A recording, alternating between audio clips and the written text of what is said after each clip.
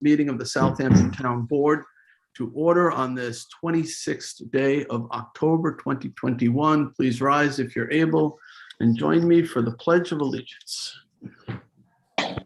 I pledge allegiance to the flag of the United States of America and to the republic for which it stands, one nation, under God, indivisible, with liberty and justice for all. All right, let's remain standing. We'll join together in a quick moment of silence as we keep in our thoughts and prayers, as we always do at these meetings, all the men and women who serve in our armed forces, both at home and around the world, who bravely defend our freedoms each day. So in their honor, let's pause in silence.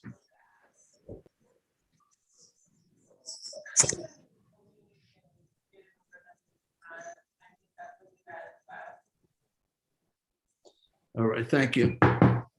Please be seated. Madam Clerk, would you please call the roll? Certainly. Supervisor Schneiderman, Present.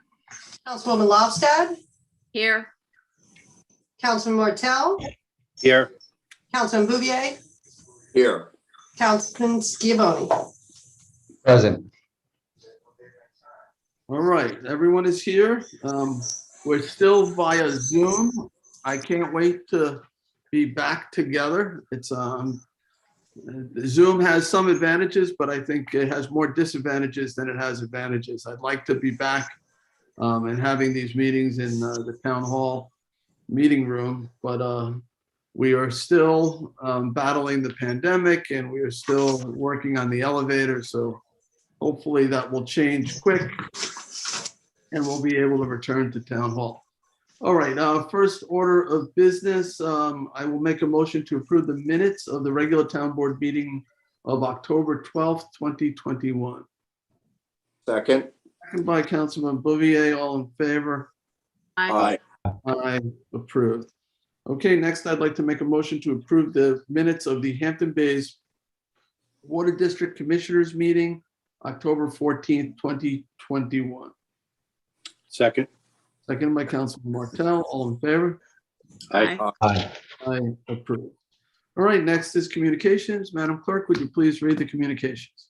The following communications have been filed in my office of the town clerk. We have received public notices from the Suffolk County Division of Planning and Environment for Agricultural and Farmland Protection Board notification of parcels.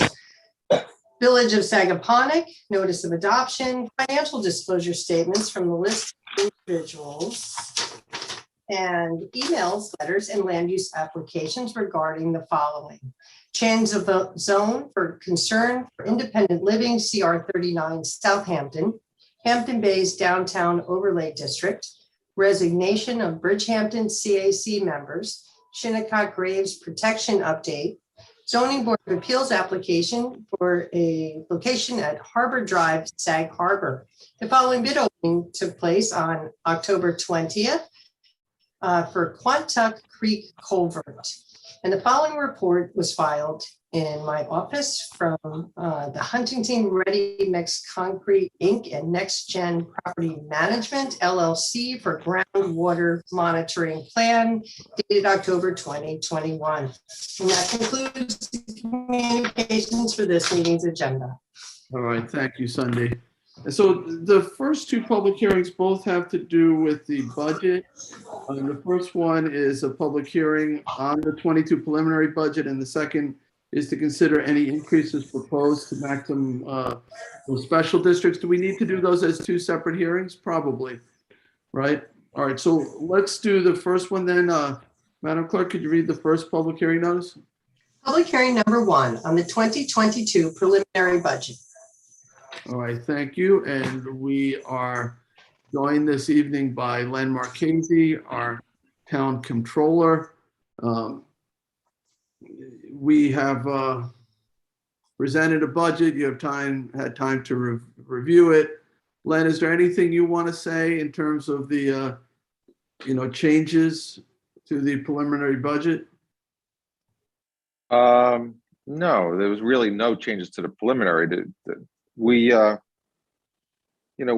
sitting here with a 1% tax cut in an environment where most municipalities are raising taxes. So I think we should feel pretty good about ourselves that the general fund is, we're able, you guys also froze the assessed valuation. Jay, you can talk about that a little bit, but even with those obstacles in our face, we were able to cut the tax rate by 1% on the general fund. And additionally, we've paid down debt. We've done a lot of things in these budgets, especially over the last several years, that have made it easier and easier to present a balanced budget because we're not borrowing money. We're basically paying cash for everything we do, and it's just a nice way to do business. And this budget reflects that, and it does reflect some increased spending, some increased staff, but that also goes along with the increased population and the increased needs that the residents have. So I think all in all, it's a balanced budget that provides all the required and necessary services that the residents then need. All right, thank you, Len. All right, any questions before we go to the public? All right, Charles, do you have anyone indicating they wish to be heard at this hearing on the preliminary budget for 2022? I see no hands. Now's the time if you'd like to speak. No hands. And Jim, are we able to close this or do we have to leave it open? And Len, I know we have statutory deadlines for budget adoption, so we probably need to close it, right? No, I think we were planning on keeping it open for one more meeting. Sunday, I think that's on our plan, to keep it open for one more meeting. Actually, and then we'll actually not only keep it open for written comments, we'll have one more meeting on the budget. One more hearing. Correct. And then we'll close it. And then I think if you folks have amendments, which I think I have some draft amendments that I'm working on right now, we'll propose those. The board can adopt them, and then we can finalize the budget sometime in, I think it's scheduled for November. I don't know, the mid-November somewhere. What is the date that we have to adopt the budget by? Well, we have to get the warrant to the county by, I think, November 25th or something like that. 20th? So, 20th? I think it's Is that the it? 20th. Okay. Yeah, so there's a Yes. deadline that all wanna warrant say has it's the to get.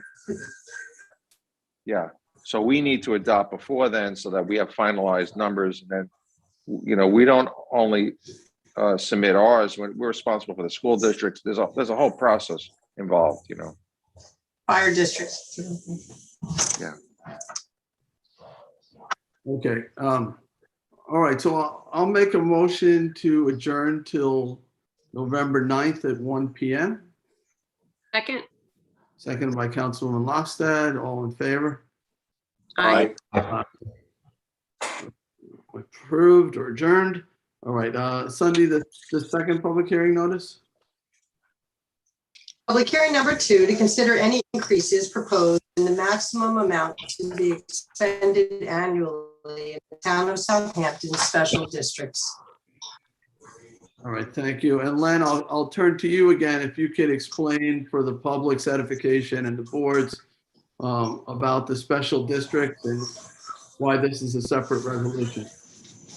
Yeah, well, the special district, you have to identify the maximum amount of the levy, whether or not it's the water district or erosion control districts or the lighting districts.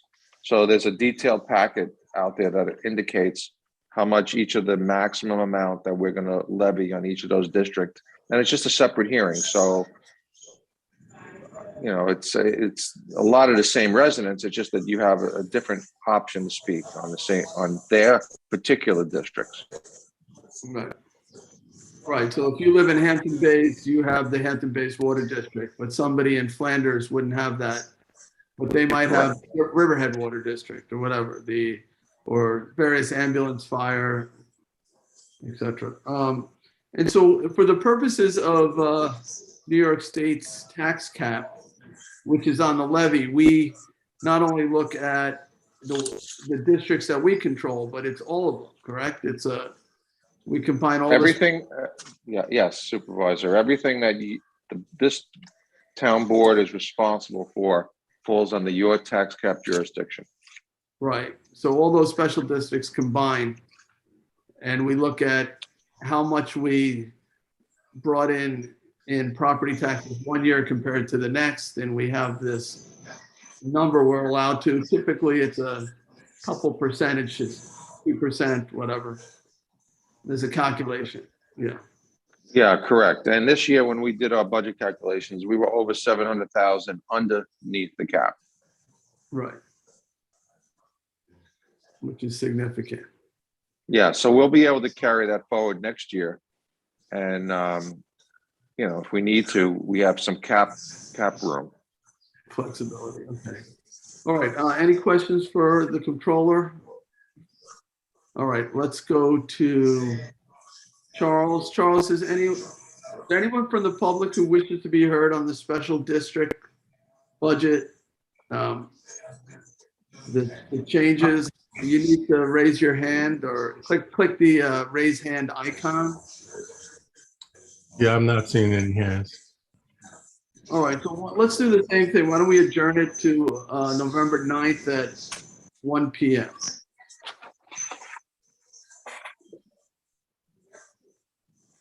I'll make a motion to adjourn. Second. Seconded by Councilman Lofstad. All in favor? Aye. Aye. All right, Madam Clerk, the third public hearing notice. Public hearing number 3, to consider the sale of 406 Mill Road, West Hampton, New York. All right, and Jim or Kelly, are you going to be introducing this? Kelly is going to introduce it, and I'll be here for any other questions as well. All right, so Kelly Doyle, Assistant Town Attorney, will introduce this. Thank you, Mr. Supervisor. Good evening, members of the town board. I'm just going to share my screen to give you the survey first. Let's see if this works. Here's the survey. Okay, this is a public hearing to consider the sale of a vacant town-owned parcel of land located at 406 Mill Road in West Hampton Beach. The property is designated as tax map number 900-357-3-5.1. The parcel contains 20,980 square feet of land. That's a little less than half an acre. This is within the Hamlet Commercial Zoning District. There are no wetlands. The town acquired this property in about 1987 for little or no consideration. And as you can see on the survey, there used to be a 2-story frame building on the site. This was formerly used as the American Legion Hall, and then it was used by the town as the West Hampton Community Center. The building was actually estimated to have been originally constructed around 1880. And although the building did serve the community for many years, unfortunately, it fell into disrepair and it had to be demolished. The Landmarks and Historic Districts Board did not have any objection to the demolition due to the poor condition of the building, but they did recommend that certain items be removed and repurposed. And the property was appraised at $335,000. That includes an adjustment for a sale at auction. The parcel was declared as surplus property, which means that it was no longer needed for the town, and therefore the town sought public bids. The highest bid received was $401,201. If approved, that would be the purchase price. And then the proceeds would be used towards the renovation of the new community center in West Hampton. And I will just show you an aerial of the photo right now. So this is the subject property. You can see it's vacant. Next to it, there is the post office. And then over here, this is a town-owned parcel. And we'll stop sharing. Does the board have any questions? Any questions from board members? Okay. I guess, Jim, is there anything you wanted to add to that? No, it's just the town has tried over the last number of years to try to sell this property. We first tried to auction it with the building on it, the old community center. We got no bids. And then we went out again after we demolished the old community center. Initially, we did not get any bids again. And then the third time we went out, we did get some bids. We had two that were tied, and then we had a rebid. And so the winning number, as Kelly had mentioned, the 401-201 was result of our rebid on the last tie. So it's over the appraised value. I think the town's getting good bang for the buck a little bit here, and we're also going to be able to take this money and use it for the West Hampton Community Center, which we're all looking forward to doing. So That's what I was going to add, Jay. We're programmed in to use some of this money for a bunch of the modifications for the new West Hampton Community Center. so All right, good. the bidder is a local. The winning bidder is a local gentleman who is a professional. I believe he's an accountant. I believe he wants to put his accounting office there. So he lives locally, I believe, and he's very excited about having to stay in the community and be able to have his business in the community. So I think it's working out for everybody here, I think. So. Okay.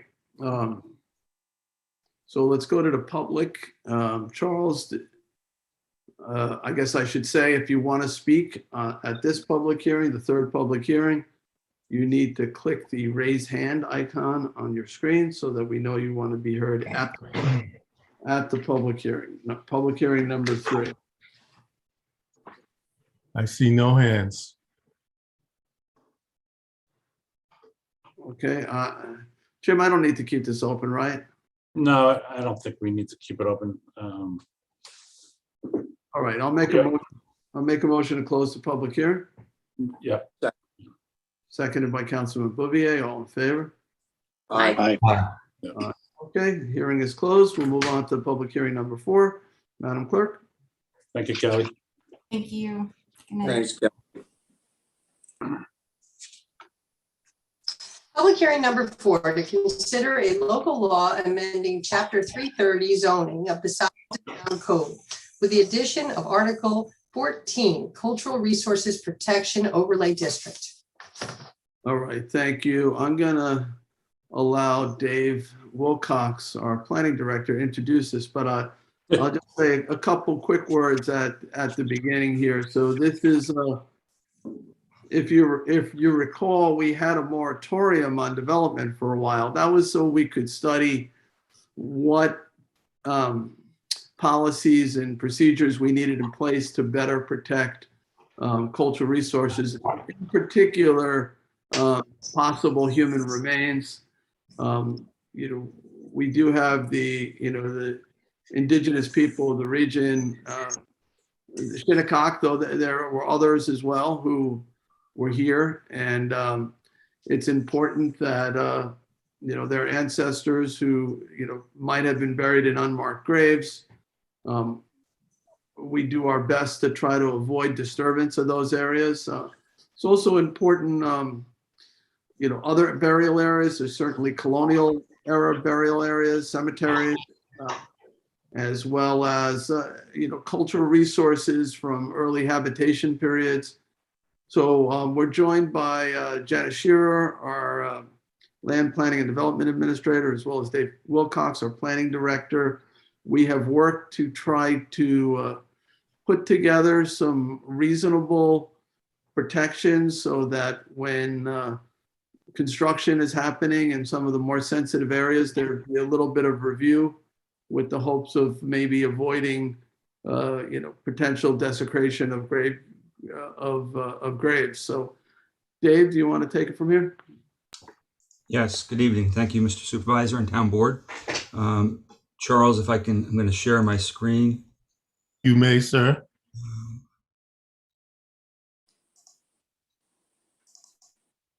Okay. So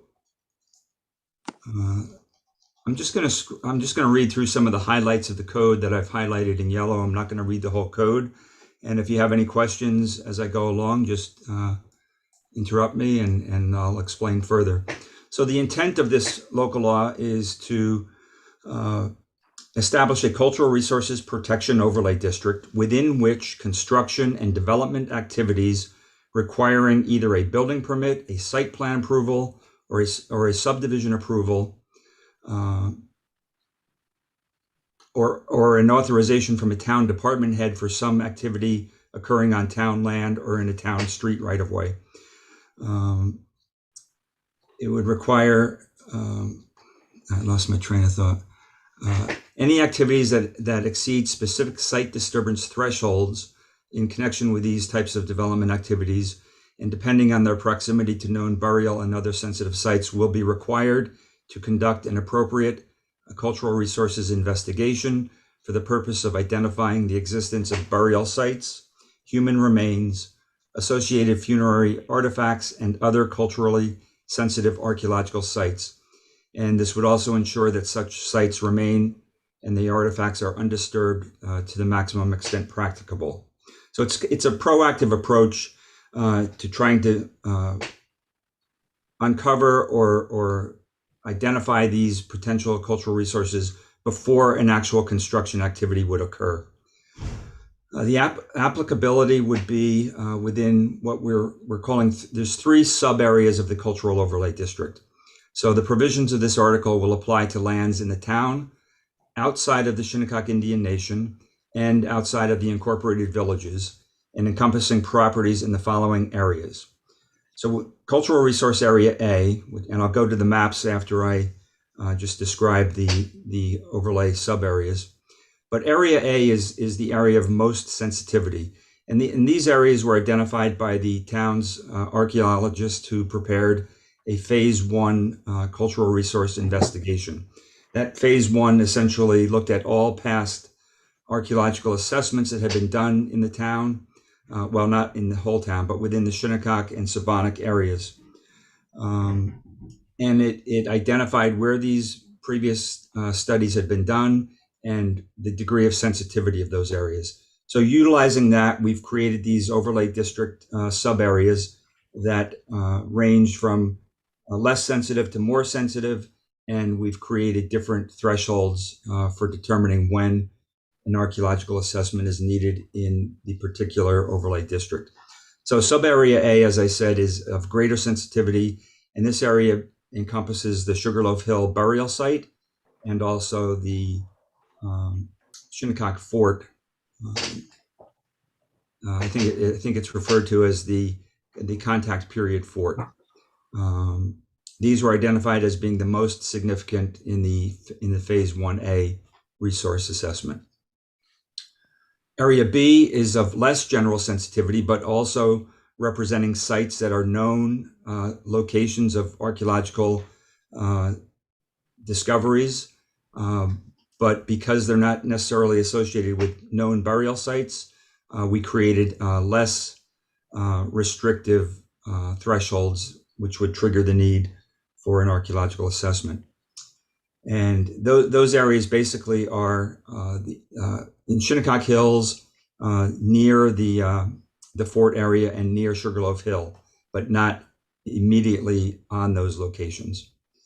And area C encompasses inactive and or abandoned family burial sites, which are already identified in the town of Southampton Historic Cemetery cemetery list. The cemetery list is already considered, or the properties that are on the cemetery list are already identified by the town as critical environmental areas under our environmental review code. So they already trigger the need for special review if there's any activities occurring on or near those cemetery sites. The critical component here is what we're calling a site disturbance plan, which would need to be submitted. And site disturbance is defined as excavations or regradings of the ground surface associated with all forms of construction, development, landscaping, and vegetation removal in conjunction with any application to the town building division or the town planning board for site plan or subdivision approval. So the way this is written right now, if you need a building permit or a subdivision approval from the planning board or a site plan approval, you need to submit a site disturbance plan if your project falls within one of these overlay district areas. If you don't need a building permit, you're not subject to this law the way it's written. Site disturbance plan. So somebody comes into the building department or they submit a subdivision approval, a subdivision application. Immediately, the first thing they'll need to do before those applications would be deemed complete is to submit a site disturbance plan. So to ensure the protection of archaeological and cultural resources, particularly human burial sites and funerary artifacts, any application to the building division or the planning board within the overlay district will require a site disturbance plan. In addition, any work performed on town-owned land or in a town street right-of-way that falls within the overlay district, work that's either being done directly by the town or a contractor or an outside agency shall be required also to submit a site disturbance plan to the town planning division prior to the issuance of any permits or the commencement of any work or disturbance.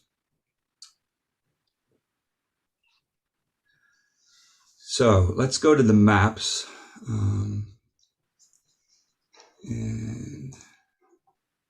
let's see if I can blow this up.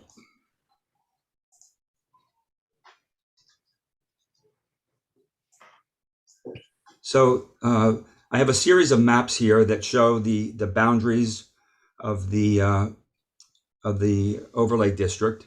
You'll see on most of the maps, the area is yellow, and the yellow areas are the area A, which are the most critically sensitive areas where past archaeological assessments have discovered significant artifacts. Okay, right now we're still seeing, we're not seeing the maps. We're seeing the Phase 1B cultural resources. Okay. Paragraph 5.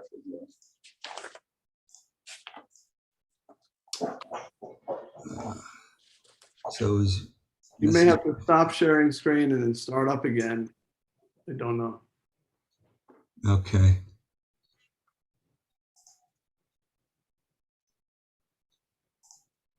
And then pick the screen you want to share now. How about now? Yep, You see the map? yep. Okay. I'm going to blow that up. It's like a Rorschach test. Yeah, let me. Okay, so this particular map, and there are 10 different, well, there's a series of maps. Let me just run through them. The first one is up at the Cow Neck area. The yellow area is considered resource area A, which is the most sensitive areas. So any activity occurring within this area would require a site disturbance plan. A site disturbance plan consists of simply a description and a map showing the areas where you're going to dig or do construction. It doesn't require you to submit a site disturbance plan for your entire property, just the areas within which you're digging. And Dave, who can submit that? Can it be the homeowner? Does it have to be a surveyor or an architect or an engineer? It can, let me go back to the code. Can you see the code now? Nope. No.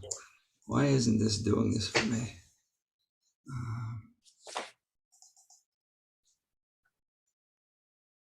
Now try. All right, you see the code now? Yes.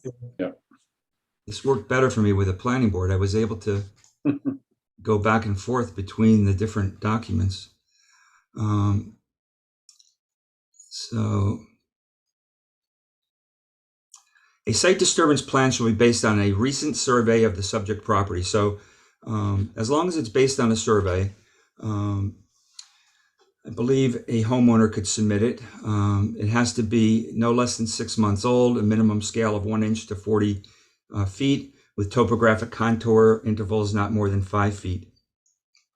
The site disturbance plan shall identify the location of existing and proposed structures, buildings, pools, recreation courts, driveways, landscaping, and naturally occurring vegetated areas. The plan shall also delineate locations, limits, and extent of the areas to be disturbed, excavated, or regraded, and shall indicate the square footage, the depth and volume of all such disturbance, in conjunction with all forms of construction, development, landscaping, and vegetation removal, whether for public or private purposes. Again, only for those applications and projects that need a building permit or a planning board approval.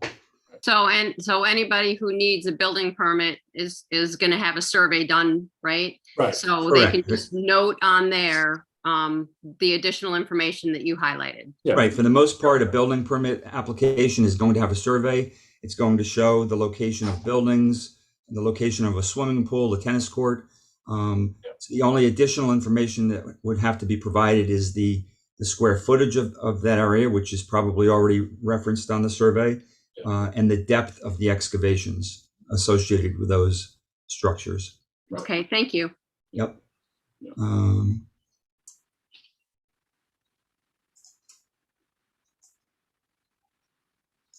Let me just go quickly back to the maps, and then I'll just go back to the code for a final. Charles, I think it's easier for you to unshare my screen. Oh, what's this new share? Okay.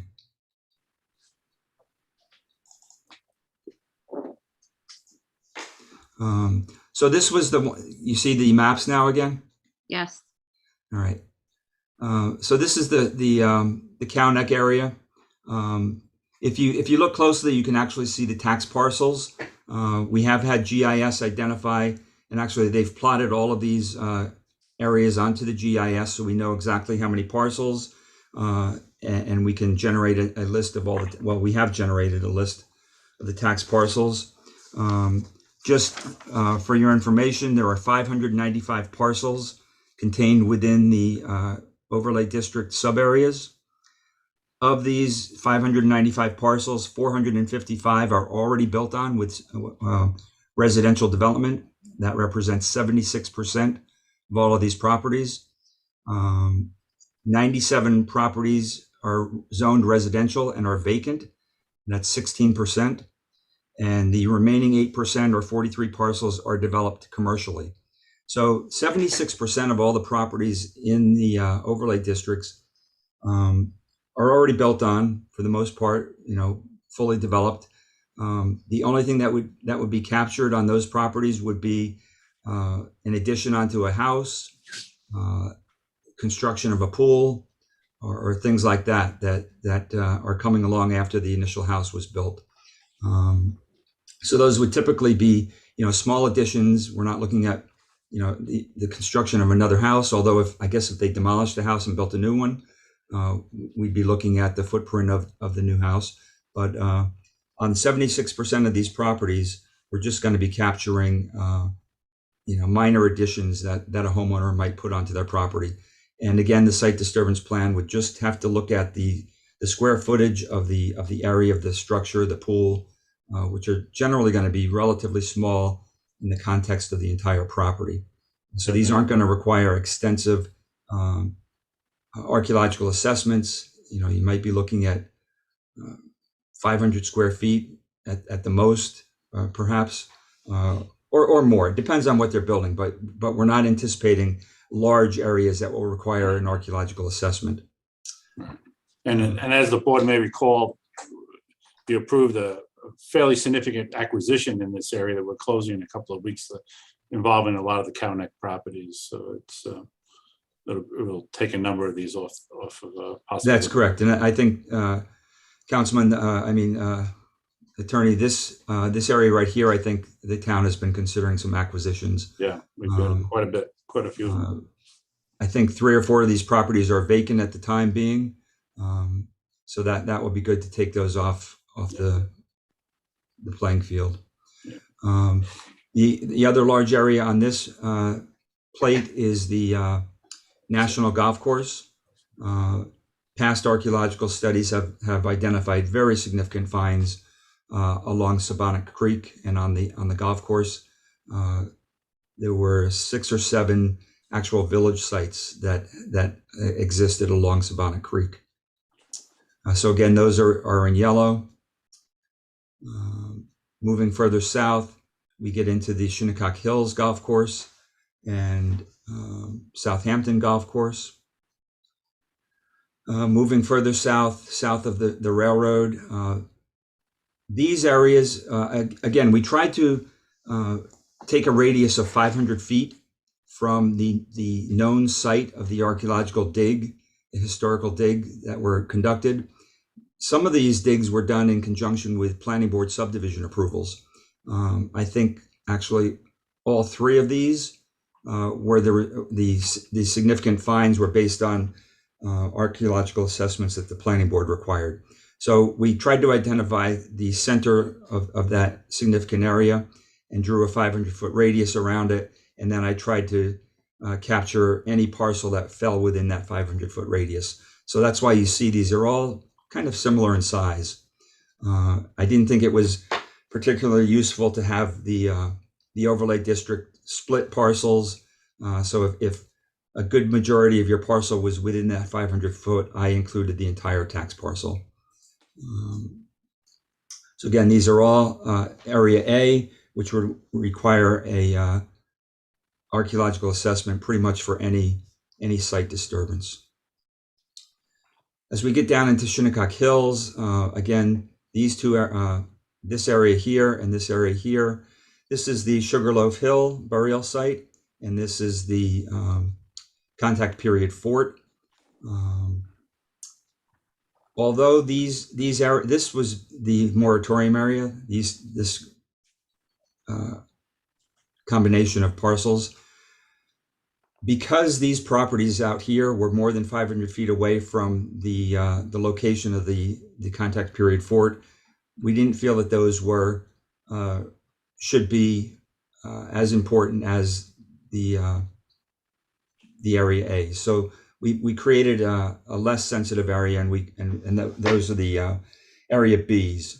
And the threshold for needing an archaeological assessment is less within these areas here. We kept them in because they were part of the moratorium, and they were also part of the Phase 1A archaeological assessment. These two areas here, again, were associated with, well, I'm not sure about this one, but this one was associated with a subdivision activity where an archaeological assessment was required. This area here was not associated with any planning board requirement, but the 1A revealed that there were three very significant archaeological discoveries along this area here. So that's why this is more elongated. The 500-foot radiuses overlapped in this area, but there were three known sites, so I just incorporated them all into one block. Coincidentally, the 500-foot around the Sugarloaf Hill was exactly, or corresponds exactly to the critical environmental area for Sugarloaf Hill that the town established back in 2015 or even earlier. So it corresponds exactly to the area that we already have as a critical environmental area. And it fortunately also corresponds to actual road boundaries. So it's very easy to identify that. Moving west, again, these sites represent roughly a 500-foot radius around the location of past archaeological discoveries. Moving south along Tiana Road, I think that's Tiana Road. Oh, Lynn Avenue. We have Cormorant Point area, which is a relatively older subdivision. It's pretty much fully developed. And then the furthest south parcel is just to the north of the Coast Guard station. There was an archaeological assessment that had been done in this area. So, okay. And then area C. These are the burial sites that are identified in the town's cemetery list. Many of the cemeteries on that list are active cemeteries, or they are cemeteries that are owned by the town, and which are not having any more burials. Some of the cemeteries are still active, and there are burials occurring. For the most part, those cemeteries have fences around them that's very well defined where they are, where their limits are, and they don't fall within the boundaries of someone's private property. So Area C, which pulls from the cemetery list, identifies these abandoned cemeteries that are located right in the middle of someone's house lot. This cemetery here outlined in black is in Flanders. You can see it straddles two properties. There's actually a fence around that cemetery. I don't know how many grave markers are there. And I believe there may be an easement on these lots already that was put there when the planning board approved the subdivision in this area. So Area C would only regulate any digging or excavation that would occur on these two properties within 20 feet of the fence around these markers. And the reason for going the 20 feet is that sometimes in these family plots, there may not have been stones or markers, or the stones or markers may have disappeared over time, and people don't know exactly, what the limits of those cemeteries are. So just to be cautious and on the safe side, we extended the limits for the need for a site disturbance plan 20 feet beyond any fences or 20 feet beyond an actual stone. So if these homeowners were to propose to do something within this black box, they would have to submit a site disturbance plan to describe what they're proposing to do. And if that disturbance met a threshold, which I haven't gone over yet, I'll do that next. There's different thresholds in these different sub areas. If they exceed that threshold in this area, then they would have to do an archaeological assessment for the areas that they're going to disturb. It's highly unlikely that these two parcels would need to or want to do anything within that black area. They've already, fully developed. They have plenty of additional land where they could put additions or accessory structures. And it certainly wouldn't appear to affect this property significantly. This is a cemetery in Eastport. It's in the back corner of a house lot. There is no fence around these properties, but there are 3 or 4 stones here, and historically there may have been several others, but they're broken, they're fallen over. There's no fence. So I roughly took 20 feet from the center of that cluster of stones. And you can see it slightly goes on to some of these other properties that are adjacent to it. Again, they tend to be in the rear yards and the side yards of these properties. And it's unlikely that anyone would need to construct anything in those areas, and likely would not be able to anyway because of setback requirements. Dave, could you go through these cemetery areas a little faster? Because I think. Okay. Yep. So this is another one in Eastport. It's primarily on a property owned by Verizon. This is a known cemetery in Remsenburg on the back of this property. Their survey actually has the cemetery marked out on their building survey. The family actually has the family of the people buried here has an easement over the property to get to this cemetery. So everyone knows it's there. It would just trigger the need for some sort of assessment if somebody wanted to build within the black boundary. This is one in Noyak. There is a fence here also. It's right close to the Berkshire Court. Again, it was known when the subdivision was done, and part of it seems to be on a property that's owner unknown. Again, it seems unlikely that it would affect that. This is a cemetery in Remsenburg. It's almost in the street right of way, but it's on some property owned by the Remsenburg Association. And again, is unlikely to affect anyone significantly. And this cemetery here, the town owns. This is the Reverend Paul Coffey Cemetery. Town owns it. It's unlikely the town would ever be applying to do anything in close proximity to that burial site, which also has a fence. And the final one is a cemetery in Hubbard County Park. Again, there's a fence around it. For some reason, the town actually owns this little out parcel in the middle of the park. Again, unlikely that anyone would be proposing to do anything around that. So those are the maps. Going back to the code, can you see the code now? Yes. Yeah. Okay. I think I figured out how to do this, Charles. Yeah, you're getting better. Yeah. So the thresholds, where is that?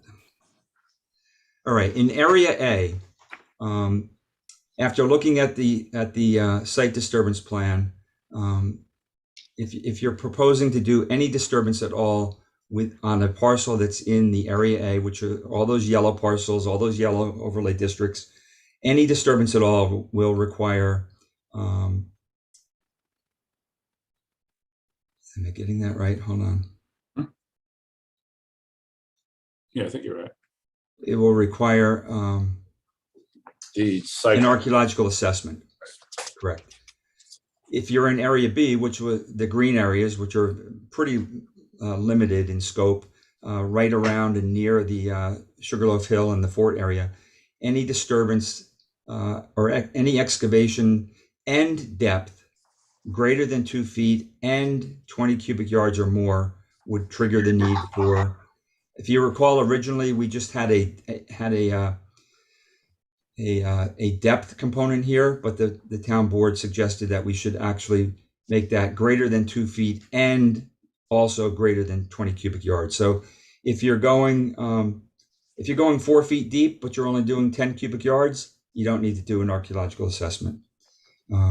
If you're going 1 foot deep and 10 cubic yards, you don't need an archaeological assessment. If you're going 1 foot deep and you're doing 50 cubic yards, you don't need an archaeological assessment. So it's a combination of depth and volume under this threshold.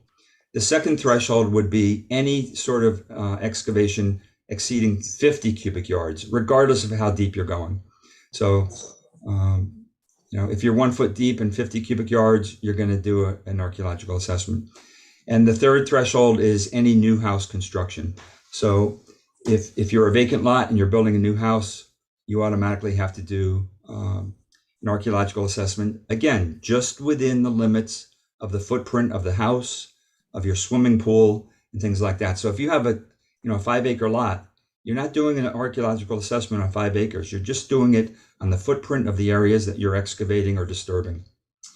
And Area C, which is the abandoned burial sites, if you're within 20 feet of the burial area, and that 20-foot area was outlined in black on those maps. So if it's determined that you need to do an archaeological assessment, or also known as a cultural resource investigation, and this determination would be made by the planning division. The planning division right now reviews archaeological assessments for the planning board when they're required, and they're required for any subdivisions that are located in what is referred to as the circle and square areas, which are predetermined identified areas of archaeological sensitivity. So the planning division has experience in looking at these assessments. What this would be adding is for the division staff to also look at the site disturbance plan, and they would be the ones determining whether one of these thresholds are being exceeded, primarily the depth and volume thresholds. Obviously, if it's a new house, that's obvious. You don't really need anybody to review that site disturbance plan, or for Area A, any disturbance. So they'll primarily be looking to see if you're exceeding one of these thresholds in Area B.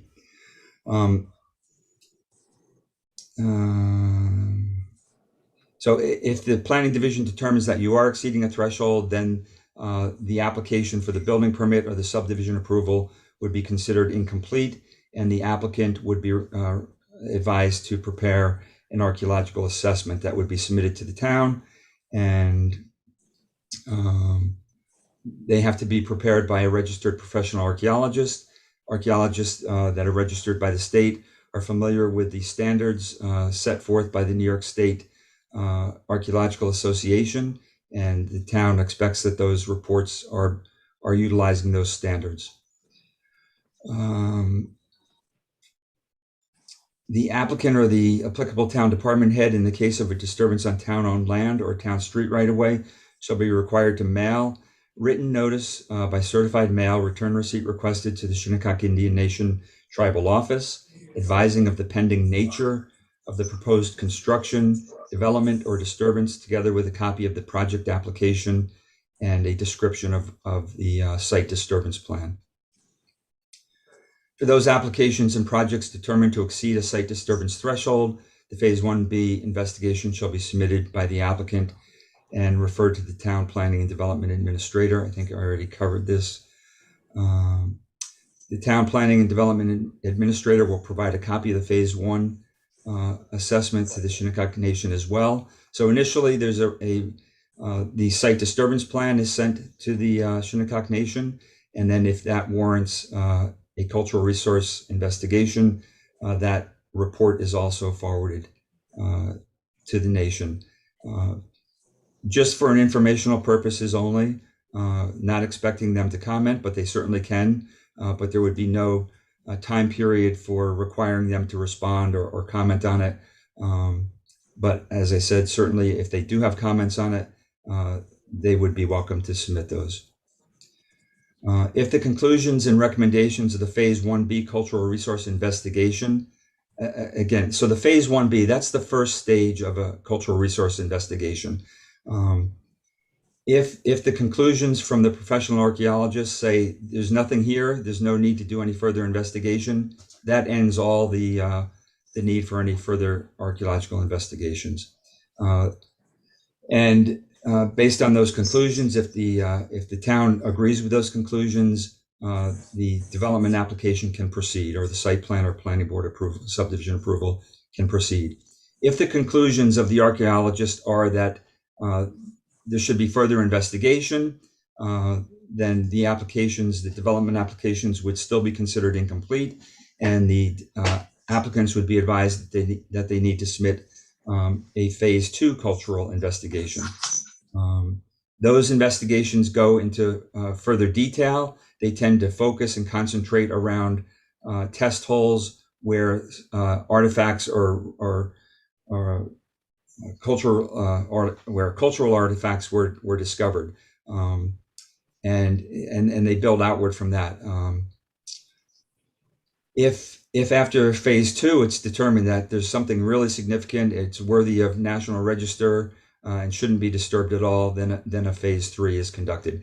Very few of these get to the Phase 3, or even to a Phase 2. I don't think I can remember. Well, we may have had a few back in the 80s where a subdivision required an applicant to go to Phase 2. And I think those were actually the contact period for it, where it was determined that there was something significant there, and that's why ultimately the county ended up buying the property. But most of these things end after the Phase 1. The conclusions of the archaeologist 99% of the time say there isn't any further investigation that's needed. If during the course of the site disturbance plan, it's determined that the applicants are building or digging outside of the areas that were shown on the site disturbance plan, a stop work order is authorized to be put in place, and for the applicant to either rectify that by returning back to the site disturbance plan and doing their work within that, or revising their site disturbance plan to cover the area where they are now doing excavations or work. Likewise, if during the course of doing these cultural resource investigations, if the archaeologist working for the developer found human remains, a stop work order would be put in place, and immediately the unmarked graves protection law takes effect, and everyone would have to follow the procedures already established in that law. And I think that's Chapter 330, 333, the protection and treatment of unmarked graves. That is it. Okay. That was quite the introduction. All right. So it did take a while to arrive at this this code amendment. We had a number of work sessions and a number of internal meetings, including various individuals, and there's some advisement from the town archaeologists along the way as well. So anyway, the board members of the town board have any questions for myself or Jim or Dave or Janice on this? You know, it's tough to get it perfect. I don't know that it's perfect. Sometimes, you know, if we're able to adopt this code amendment and we run into issues, whether it's too stringent or not stringent enough, it can be amended. So this was you know, our best effort to come up with a good policy. It was really sort of amazing to me, and it really came up when an unmarked grave was discovered on Hawthorne in Shinnecock Hills area, that you can build a home in these areas that we know are sensitive without having to do any review whatsoever. A single family home, if you have a single and separate lot, you just go in for a building permit and you get to build, and you don't have to check in advance before you dig a giant hole. So it really became evident that we ought to have some protections in place. All right, with that, I'll go to the public. Charles, is there anyone you see who wishes to be heard? If you want to be heard at this public hearing, you need to click the raise hand icon. I don't see any hands. A lot of listeners. All right, so what I'm going to suggest is we don't close this. We continue it, and we could just do written comments, but I think because there's a lot of affected properties, I think we should hold the hearing open. So I think the other ones we adjourned to November 9th at 1 p.m. Why don't we hold this one open as well? I don't want to have the same introduction. I think maybe very abbreviated, but just give people a chance to comment on it before it's finalized. If you know, we haven't had these regulations in place in the past, and before we make this major step, I think just want to make sure we've given the public an adequate chance to comment on it. All right. So Mr. Supervisor, we're still waiting for the planning board report as well. So, okay. All right. So we can't close anyway. Well, we could close it subject to, you know, receipt of the planning board report, but let's just keep it open. Let's adjourn it to November 9th at 1 p.m. That'll be my motion. Second. Second by Councilman Martell. All in favor? Aye. Aye. All right, Sunday, can you read the fourth public hearing notice? Oh, sorry, the fifth. Yes, fifth and last. Okay, okay. Public hearing number 5 for the proposed recipients of the 2022 Community Development Block Grant Program. All right, who is going to introduce this? Wouldn't this be? I think Kara's coming on. I think Kara's here. He is coming in. All right.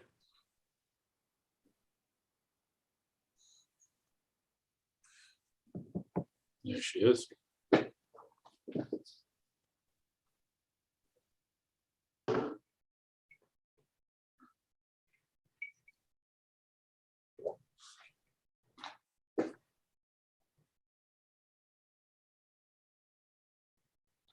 Aha. Hi, last but not least, right? Thank you, everybody. Good evening, Mr. Supervisor and town board members. HUD's Community Development Block Grant Program, CDBG, provides annual grants for the development and expansion of opportunities in low and moderate income communities. Suffolk County administers the grant funds to the town of Southampton through the Suffolk County Consortium. This is a public hearing to receive community comments and recommendations to the town's proposed spending of the Community Development Block Grant for 2022. The town is requesting $250,000 from the county for the coming year, but the final amount is subject to change after Congress approves the final federal budget. A public notice for this public hearing was published according to HUD guidelines.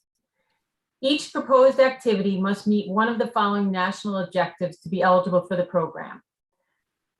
It must benefit low and moderate income persons, or prevent or eliminate blight, or address an immediate health or welfare threat for which other funding is not available. In addition to meeting one of the national objectives, the activity must be a Suffolk County eligible activity. Construction or improvement of public facilities such as water and streets, neighborhood facilities, or public services, either a service or an increase in the level of an existing service in the previous year. Up to 15% of the town's award can be used for public services. Housing rehabilitation, or the funding for development or acquisition of rental units, or economic development activities such as job training. In the past, the town has used the grant money for things such as park improvements and upgrades to Ludlam Park in Riverside, to provide an additional code enforcement officer in the Flanders area, and to provide ADA access at Hot Dog Beach. Currently, the town has received numerous applications from the public service organizations, which I have distributed to the board. At the November meeting, the board will vote on the projects and service groups, which will be submitted to the county for funding approval. I respectfully request that after all speakers are heard, the hearing be closed, and I am available if you have any questions. All right, thank you, Kara. All right, any questions from the board for Ms. Bach? Yeah, I have a quick question. So on the document that you gave us, including the 8,000 from Maureen's Haven that came in a little later, there's a total of 361,000 in requests, if I'm adding correctly. And so we're going to have to make some sort of decision to bring it down to that 250,000. Or are we going to apply for all 361,000 and see what happens? Well, typically the county gives us the same amount or a similar amount as what we have gotten in previous years. And the last couple of years, I think last year we got 209,000.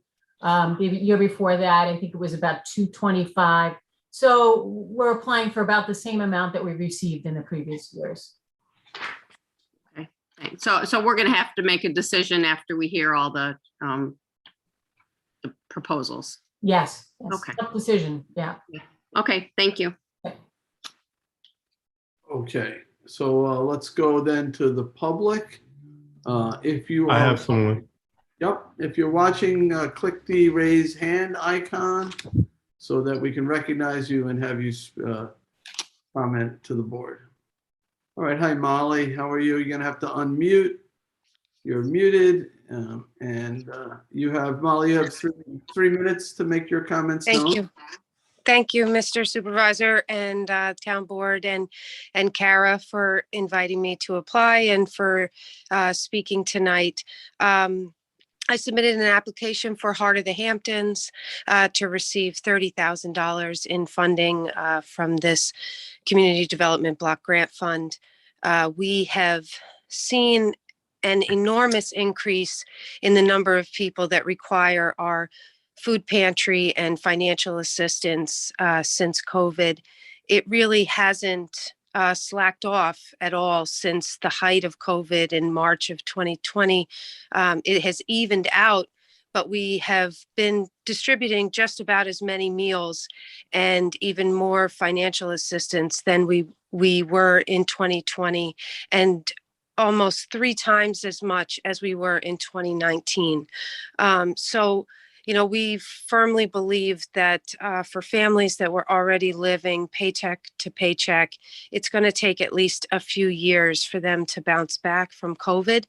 And we very much need the support of the town and other entities to help us to be able to continue to do that. So I thank you for this opportunity and hope that we can count on your continued support. Molly, the 30,000 you're requesting, is it just to purchase food to distribute, or is it for infrastructure changes? It's mostly for food. There's $5,000 in that for us to purchase personal items. We've gotten a lot of requests just in the last few months for families that need help purchasing soap and toothpaste and toothbrushes, as well as socks and underwear items that aren't available at donated clothing rooms. So it's really just food and basic essentials. Okay. Yeah. Heart of the Hamptons, your catchment area, is it? It's beyond- all of the town of Southampton. We're open to all residents of the town of Southampton. I would say probably about a quarter of our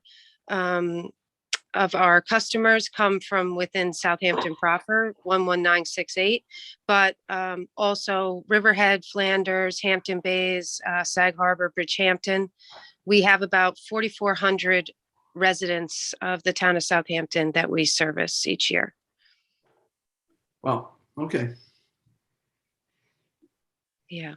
Any other questions for Molly? All right, thank you, Molly. Thank you. Okay. Molly. Good night. Good night. Charles, do you have any other? I see no other hands. This is the time if you would like to speak. Carrie, you had asked that we close this, but you are going to entertain additional requests via mail-in or email requests? Sure, if we receive some applications in the next week or so, we can entertain them. The board, we just have to make our submission to the county by December 1st. And we need time for the board to review everything and then have an authorizing resolution at the November, one of the November meetings. So we can accept applications a little bit longer, sure. I have one other coming in. Nadia, Yes, I'm yeah. Nadia. Just put your video on. Don't know how video. Hold on. No have video. There you are. Okay. There you go. You can see me. Hi. I can see it. Hello, everybody. Good evening. I want to speak about the proposed community housing that you are doing the impact, environmental impact statement on that. We are asking you to please Hold on, accept the Julian. resolution for. All right, so you need to come back during public portion. We're in the middle of a hearing. Oh, okay. I thought that community was that was the public. I'm waiting Yeah, for that. well, Never mind. I'll It'll come back. It'll be just a moment. We're almost Okay. there. Just a I'll moment. stay on then. Okay, you can stay. I'll on. mute myself. Okay. And I have one more, Dan O'Shea.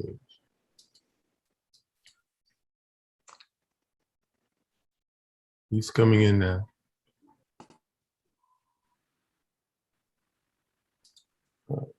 Dan. Again, this is on community development block grant proposals. Oh, he declined, so I guess he wants public hearing too. Okay. So Well, Dan is actually the director of Maureen's Haven, Haven's homeless shelter. You should Oh. probably speak now. Try to get him in. He's coming in now.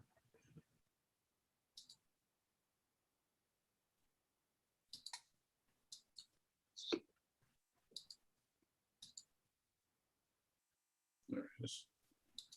Mute. you need to unmute. Oh.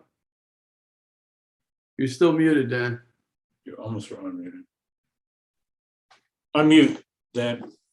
Hit your unmute button. We haven't heard anything yet, Dan, so you need to There unmute. you go. He's got it. Yeah. All right. Thank you for the opportunity to let me present to the Southampton Town Board. I am Dan O'Shea, I'm the Executive Director for Maureen's Haven. And please let me apologize for this impromptu presentation. My emergency shelter starts on Monday, November 1st.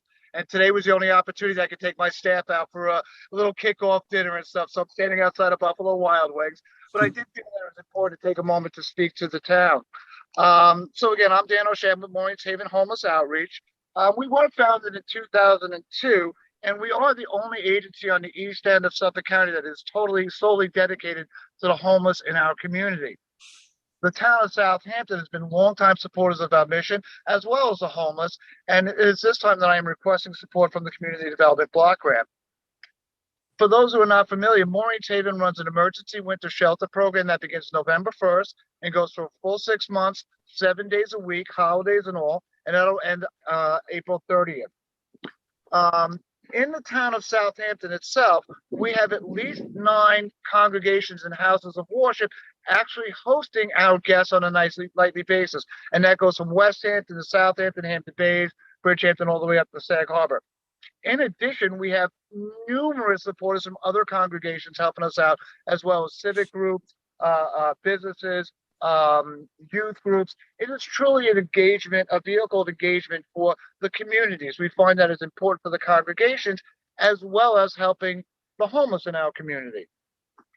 Right now, we anticipate that in 2021, I will probably assist approximately 100 to maybe 125 individuals that do generate or originate from the town of Southampton.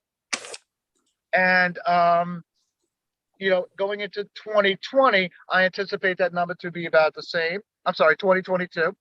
In 2022, I also anticipate that Maureen's Haven will provide services, case management, social worker, emergency winter shelter, and so on, to at least 350 individuals.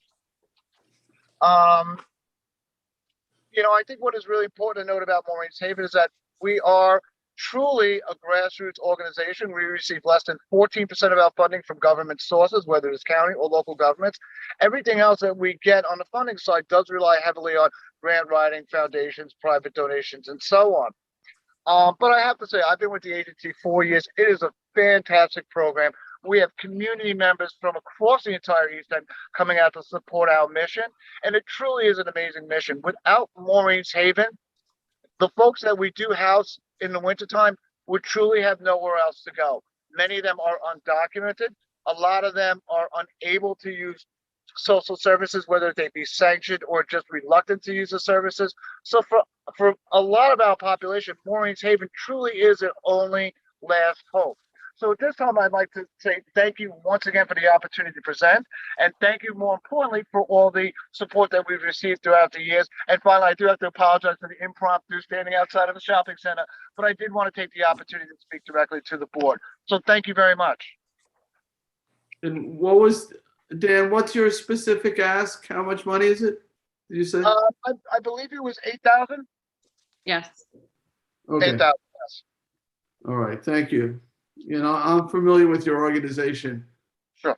You guys do God's work there, so it's it's really important. Thank you. Thank you. All right, guys, I'm going to jump off. Thanks a lot. I appreciate the opportunity. Have a wonderful evening. Thank you. Good day. Thank you. All right. Charles, anyone else? No other hands. All right. So Kara, once again, you want us to close it but leave it open for written? Yeah, comments? that's what I was going to say. If you want to close this public hearing, we'll leave it open for the submission of some written applications another week or so. Is that sufficient? A week, or you want to do 2 weeks, November 9th, maybe? We can leave it, if you want to leave it open until maybe November 8th, so that I have time to, actually, I'm trying to, if we leave it open, I can put a resolution on for November 9th. If you want to leave it open just before then, so that I have an opportunity to speak with everybody about the applicants. What would you like? You want to do 1 week? We'll leave it open till November 2nd. That's election day. How about November 5th? That should be fine. Or even the Monday, November 8th. How about November 8th? That gives you a full day to talk to everybody. Okay, I can do that.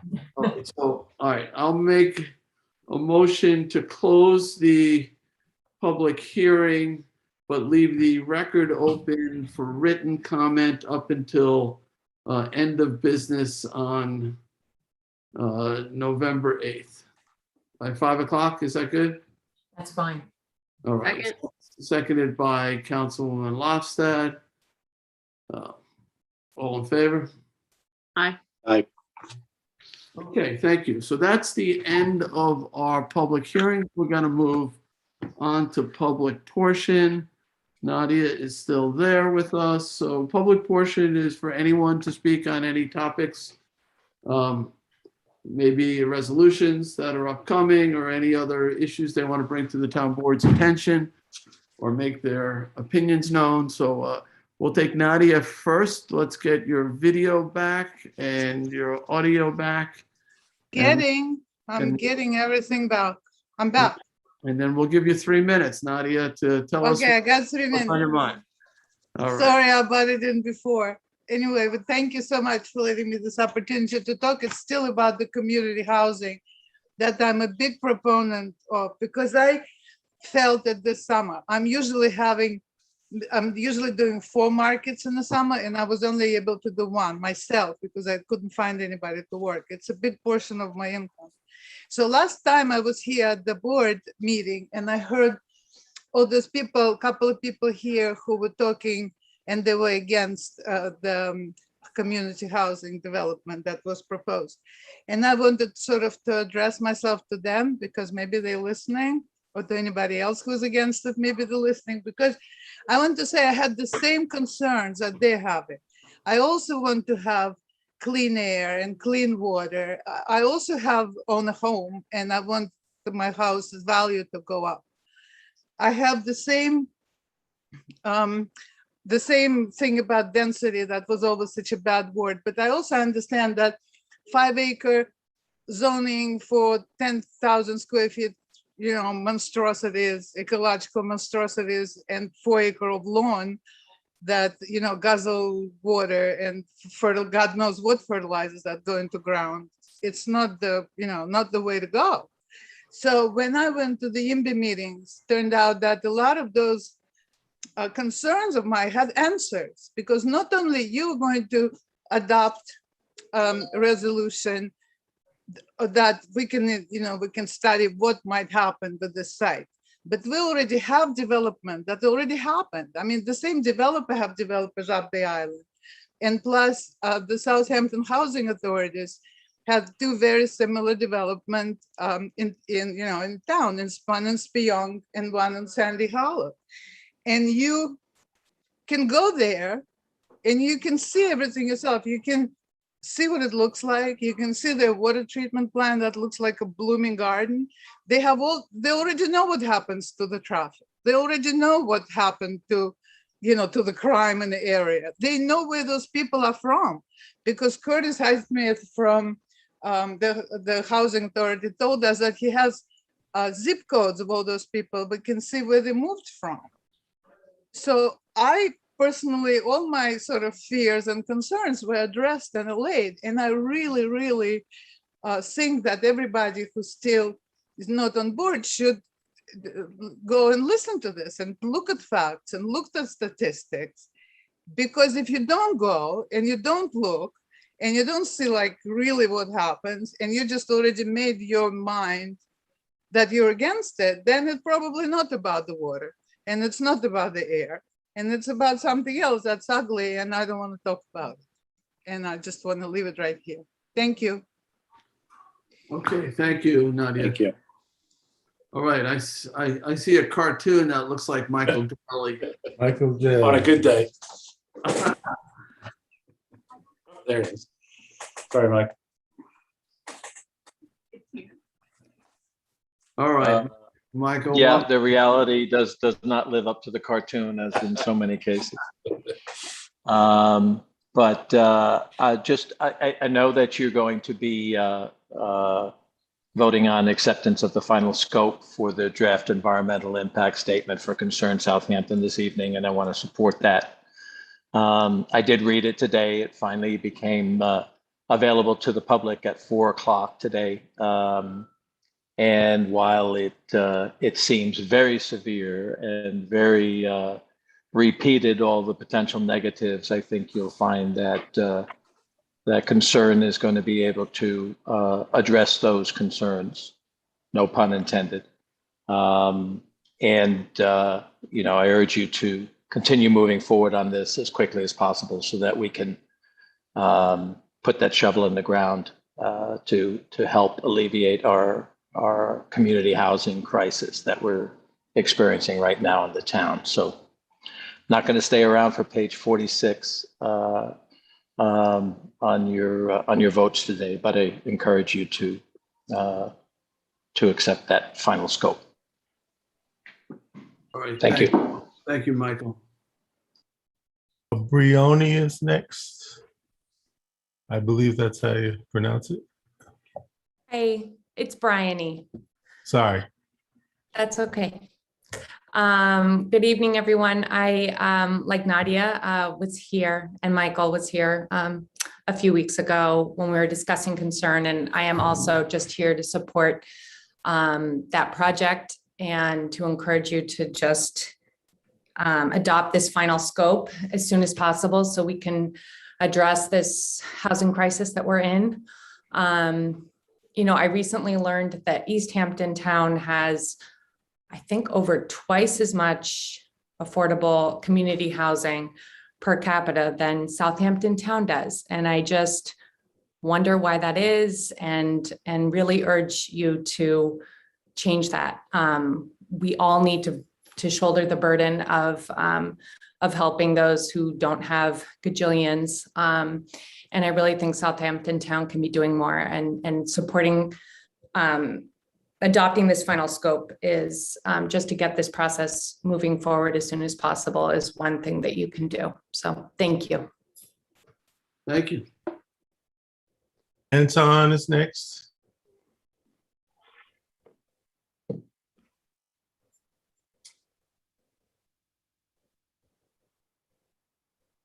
Start your video, Anton.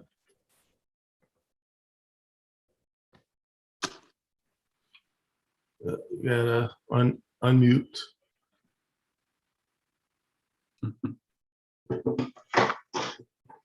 Can you hear me now? Yes. Yes. I apologize. Good evening, Mr. Supervisor, members of the board. This is Anton Borovina. I have reviewed the final scope for the draft environmental impact statement.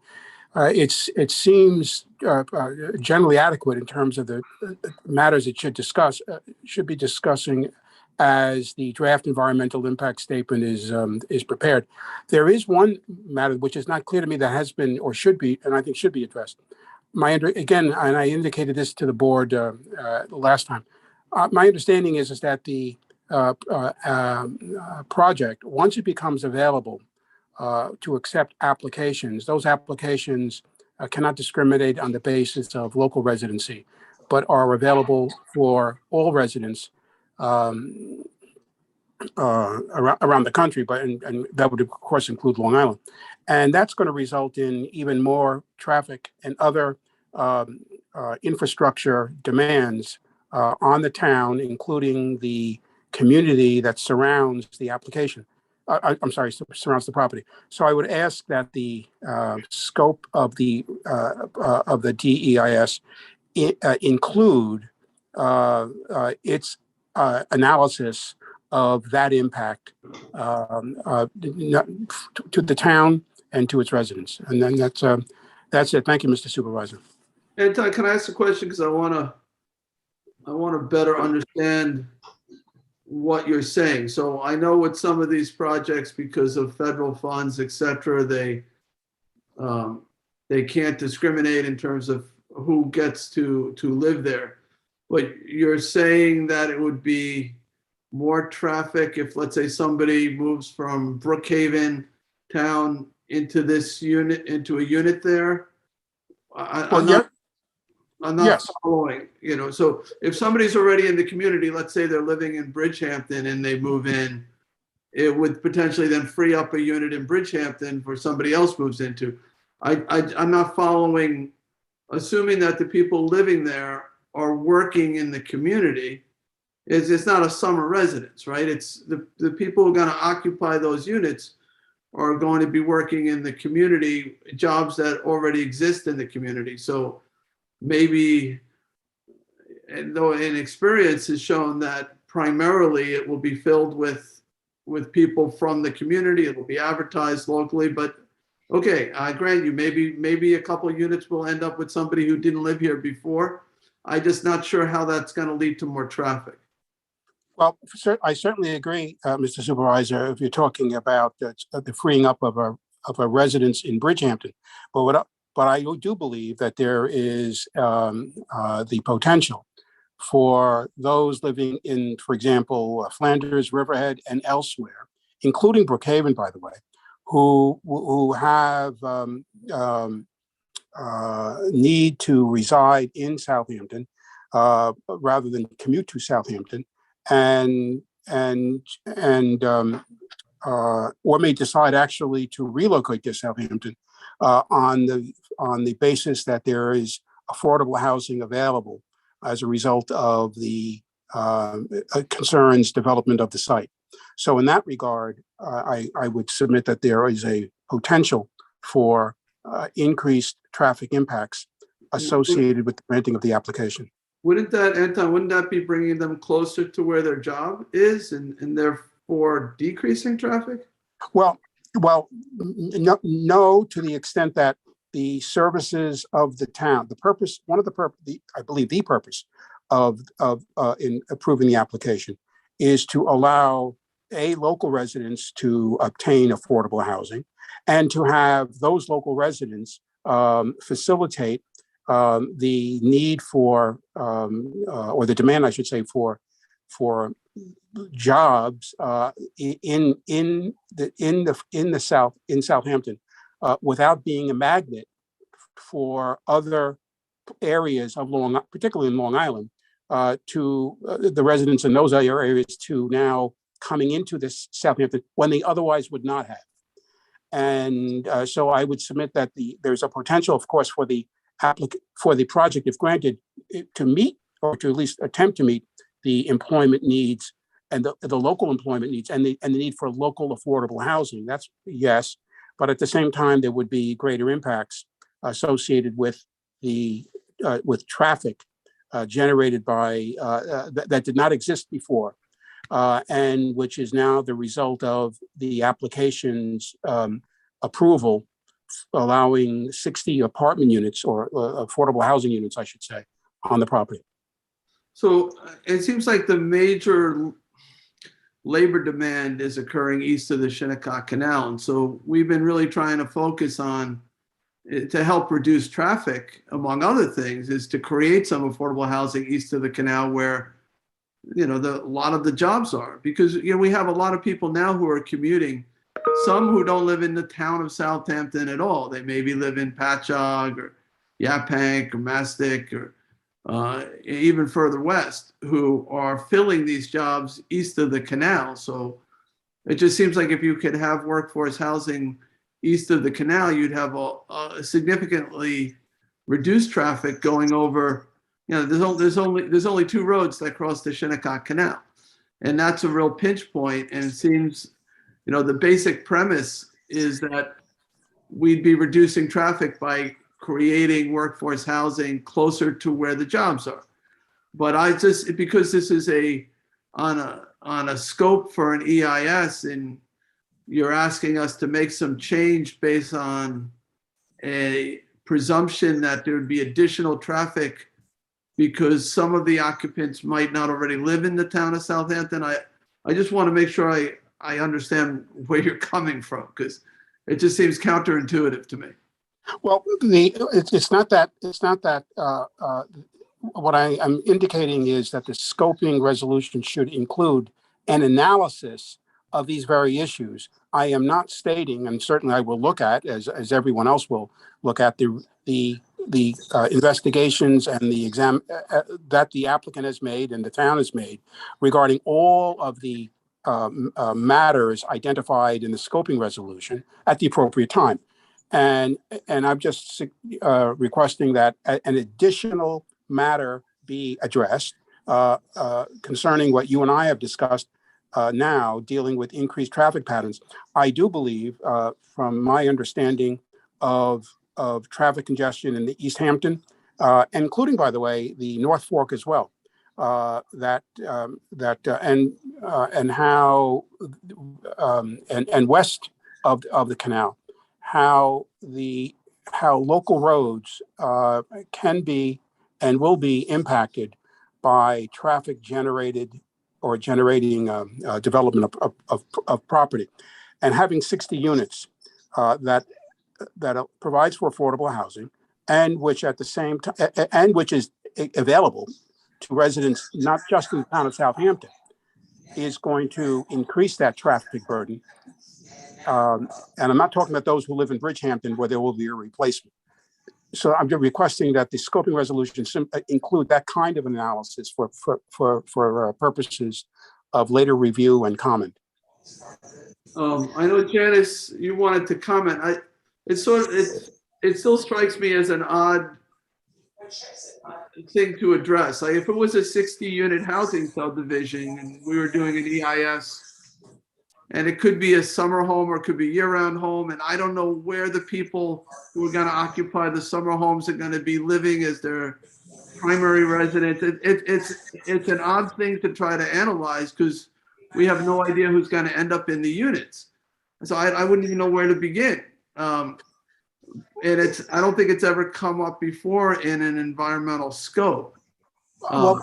Well, Mr. Supervisor, I would say this is not a question of the magnet is not merely because it's affordable housing. The magnet is that there is now 60 units, residential units, affordable or otherwise, on 5 acres of property, which is unusual and inconsistent with the development in the area. And those 60 units on that 5 acres of property and the density associated with those living in those 5 acres would I would submit have traffic impacts, particularly where there is an inducement for others not residing in the town to move into the town and frankly replace the local residents' capacity to have affordable housing. Because these other residents, for example, in Flanders and in Brookhaven and elsewhere, would opt to live in Southampton when they otherwise would not be doing that. And to the extent that those units are, and I don't know what the numbers are, I'm not suggesting that it's going to be all of them. I don't know, but to the extent that all those units are threatened to be utilized by non-town residents, the objectives of the town in allowing this application to be granted would in some way be thwarted and affected. And my request is simply that to have the scoping resolution address that matter. May I comment? Yeah, Janice, go ahead. Thank you, Mr. Supervisor, and thank you, board. I just wanted to say that the typical EIS is looking at the aspects of a project's transportation impacts.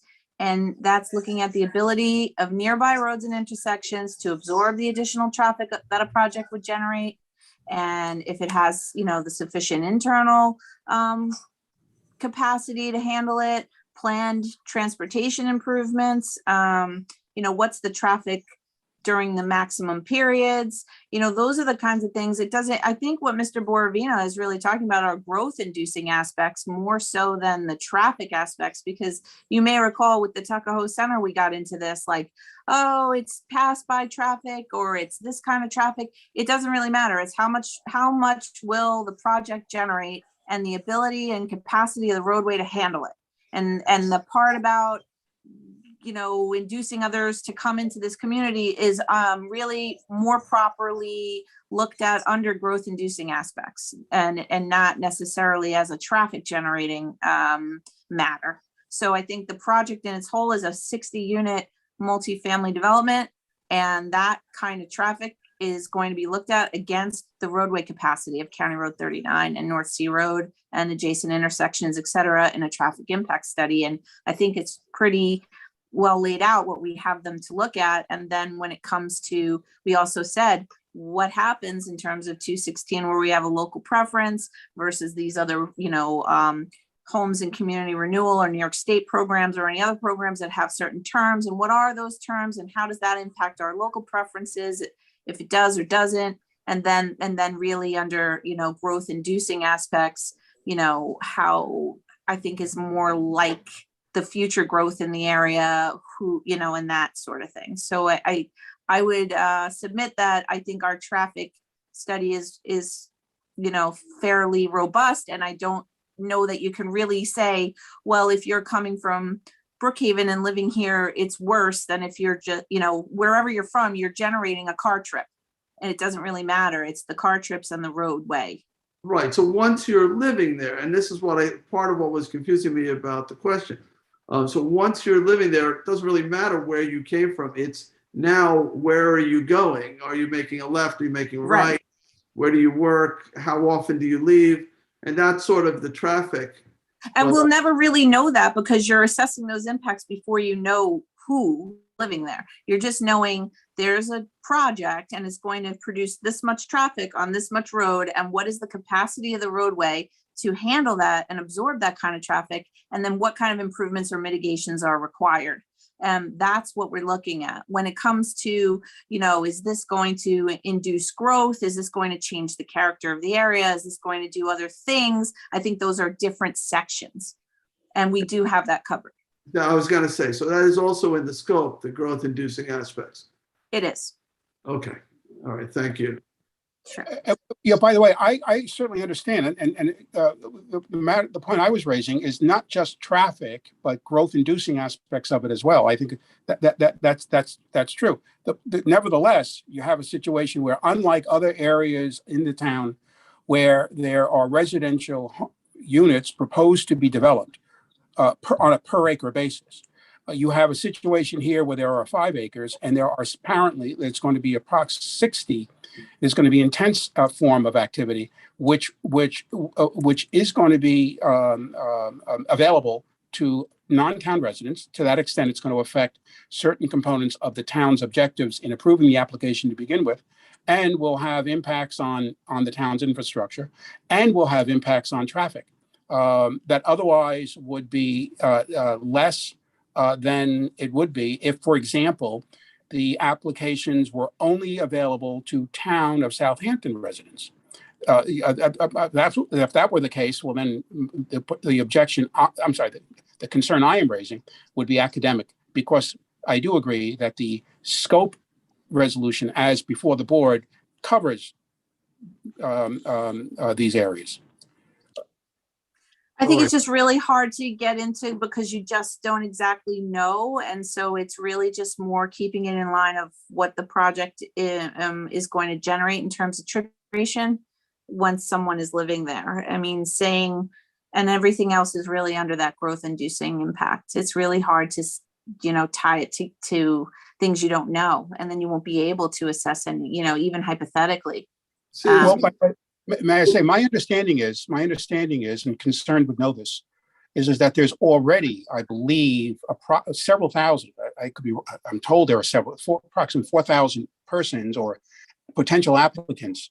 That's certainly one basis for the applicant to study as to the demographics of those persons making or interested in making the applications, and from that, I would think that there would be, you can extrapolate what's the likely number or of applications and where those applicants would be located, given what you currently have now, even though the application has not yet been approved.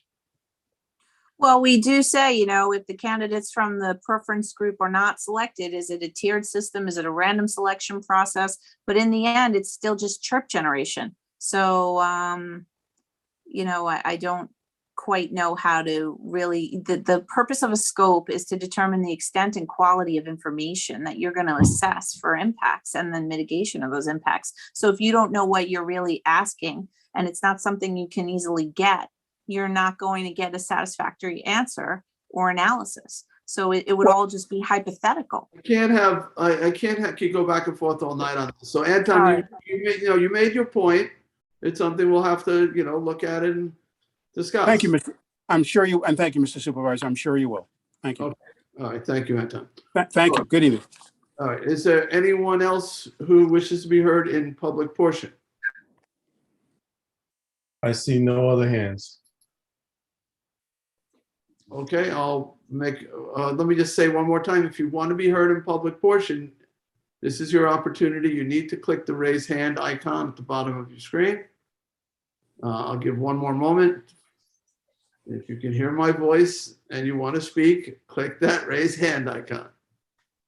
Anyone, Charles? No Okay. hands. No hands. Okay, I will make a motion to close public portion. Second. Seconded by Councilman Schiavone. All in favor? Aye. Aye. Okay, public portion is officially closed. We will move on now to town board resolutions.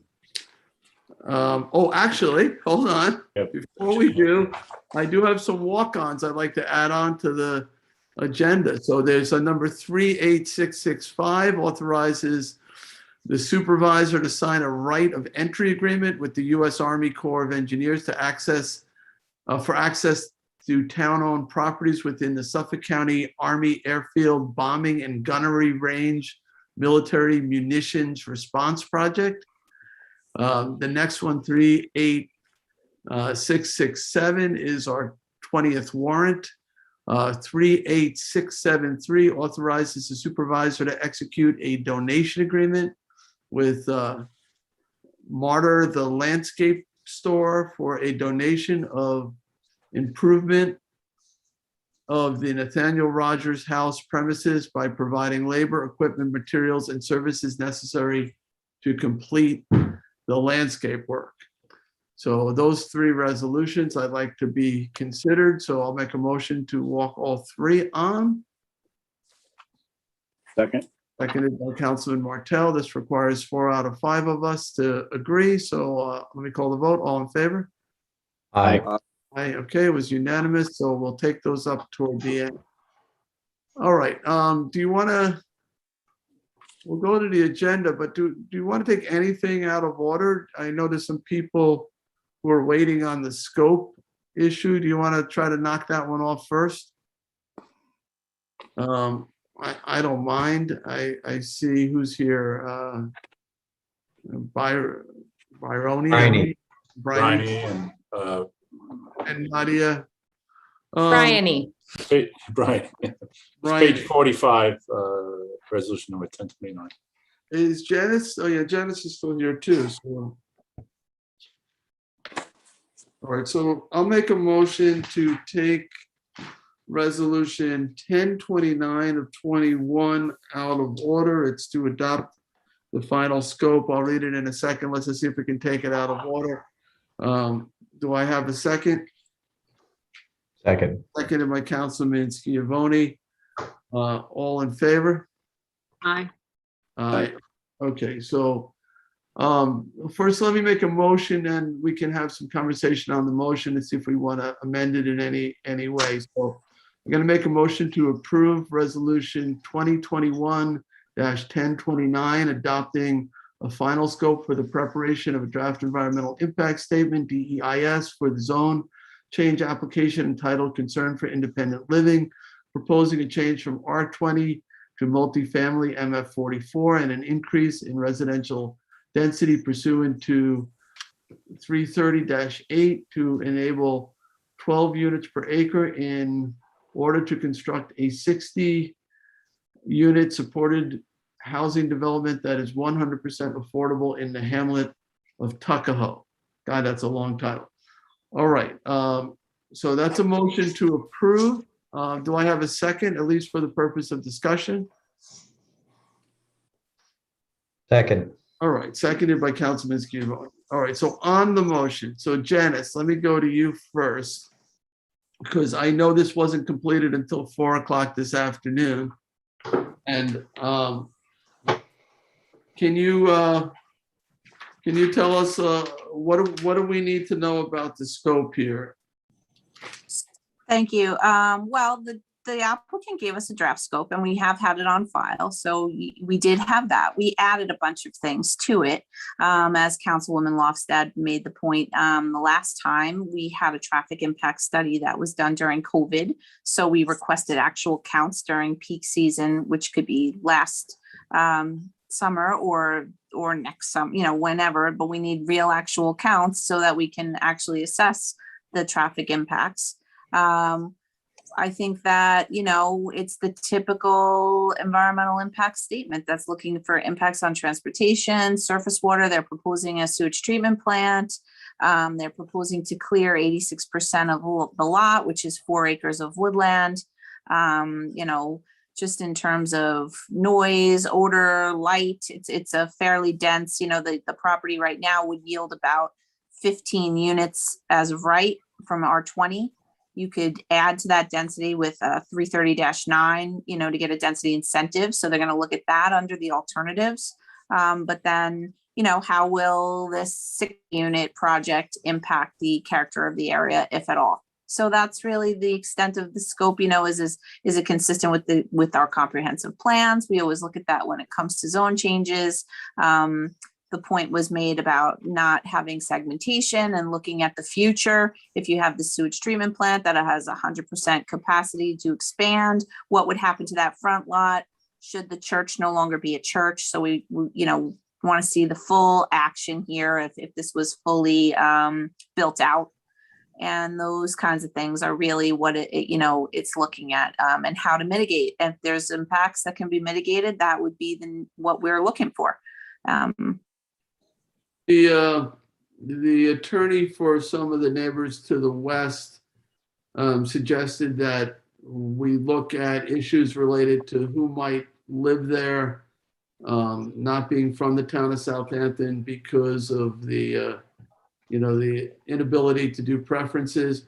I think you said during the public portion that you felt that was covered under the growth inducing aspects of the scope, correct? I do. I think that, we have a lot of questions in there about, who do you intend to have live here? And are there, there's a lot of subsidies and public monies going into this kind of a community. So what are the requirements of those programs and those kinds of things, so we can understand what this is. But I do not understand entirely, saying I want to know who's going to live here, because obviously we can't discriminate on who. It's not about the who, it's about the project as a whole and its impacts on the community as a whole. And I think that we just have to look at it in that sense. But we do want to understand what commitments are out there, and how that, if they're undertaking some kind of commitment, you should be aware of that. And I also should probably point out that we did hold a public hearing on the scope.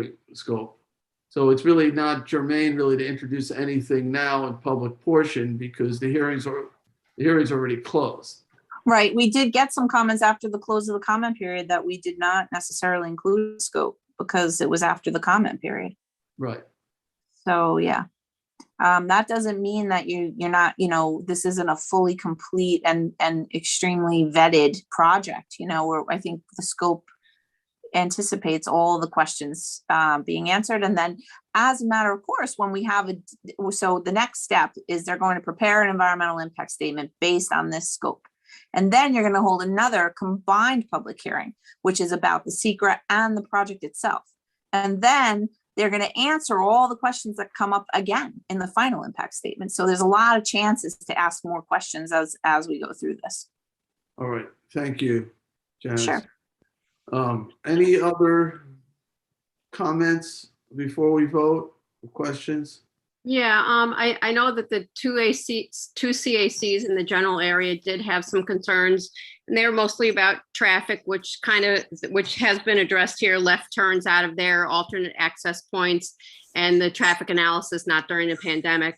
And also they were concerned about the density issue, which I see is included under consistency with community plans, under, possible change in density and how it affects everything. So I'm hoping we can come up with some answers and hopefully have some additional public input from not only the Southampton CAC, but the North Sea CAC, which is right down the road as well.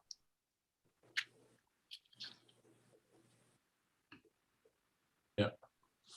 Clearly, as Janice mentioned, there'll be a hearing on the draft environmental impact statement. All the issues will be fully vetted at that time as well. Okay, anyone else? All right, I'll call the vote. All in favor? Aye. Aye.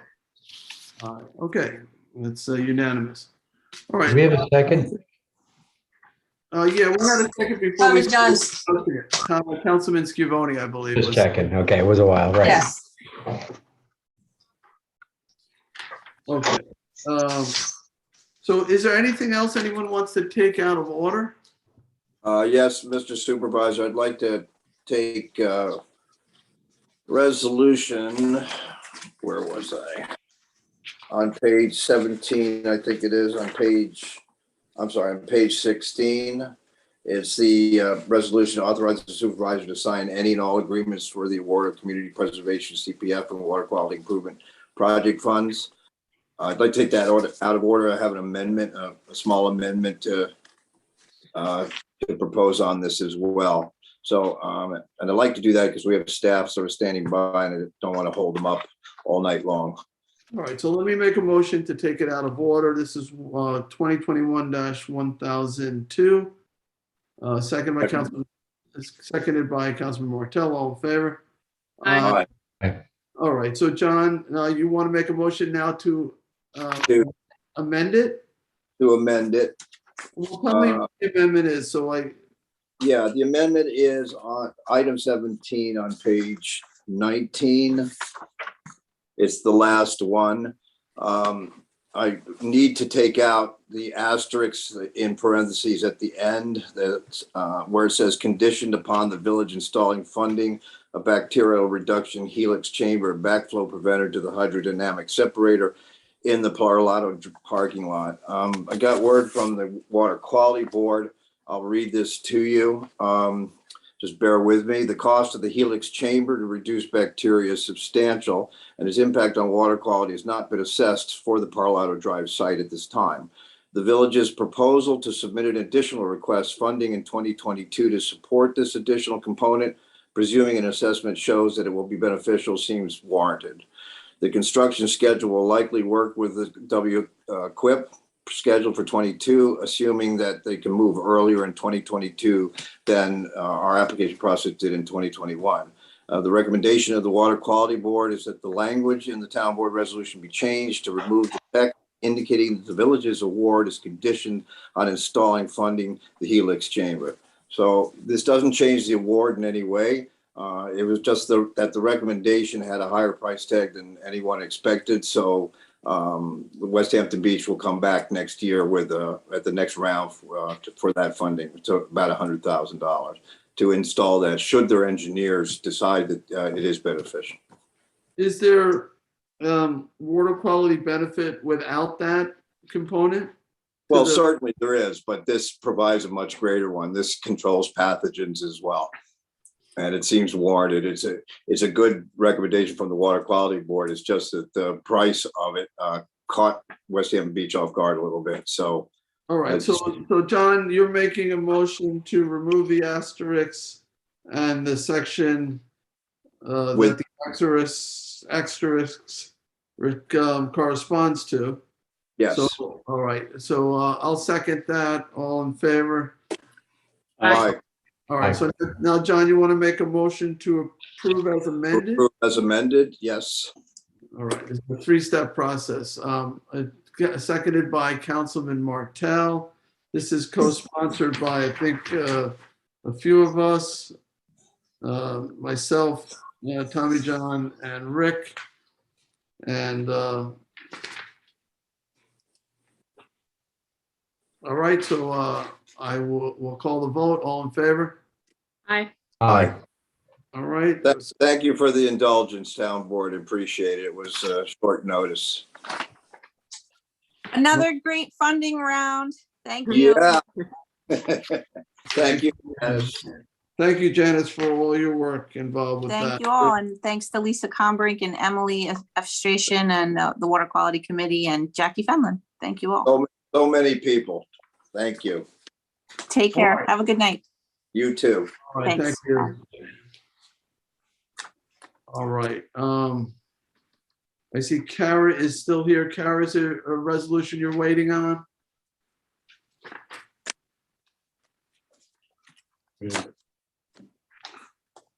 No, I'm just listening to the town board meeting.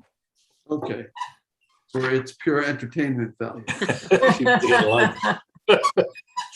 We'll try to give you your money's worth. Thank you.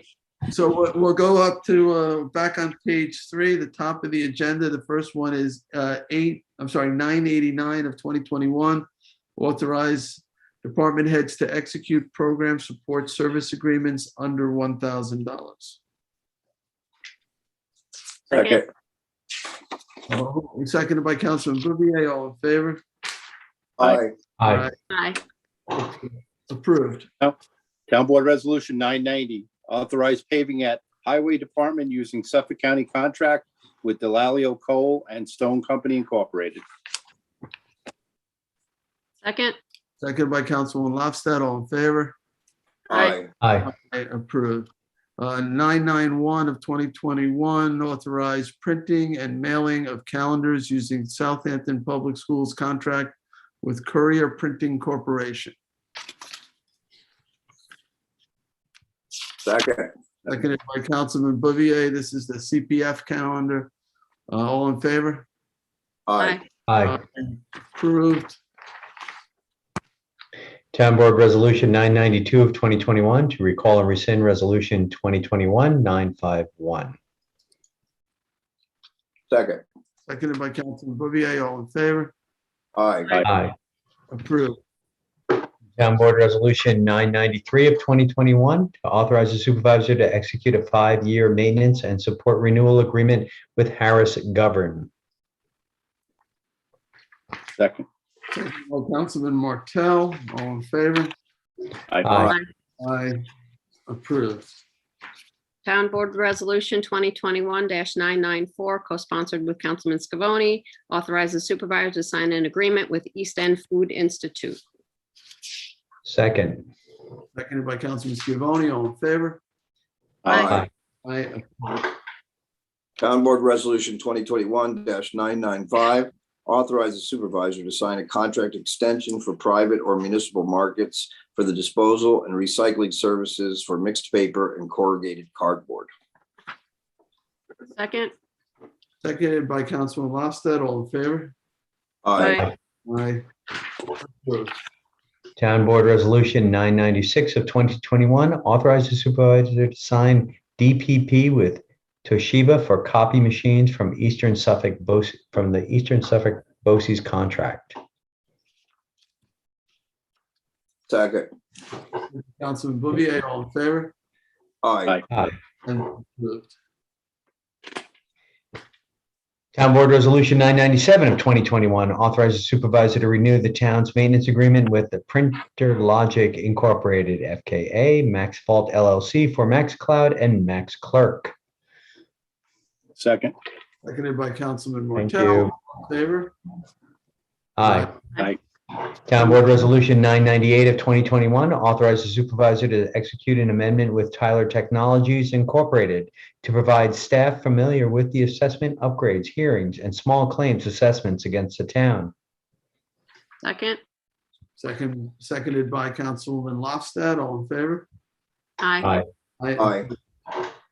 Town Board Resolution 2021-999, co-sponsored with Councilman Scavone, is to authorize the purchase of a community benefit unit located at 203 Erie Way, Quogue, and a general fund loan to the Affordable Housing Opportunity Fund. Second.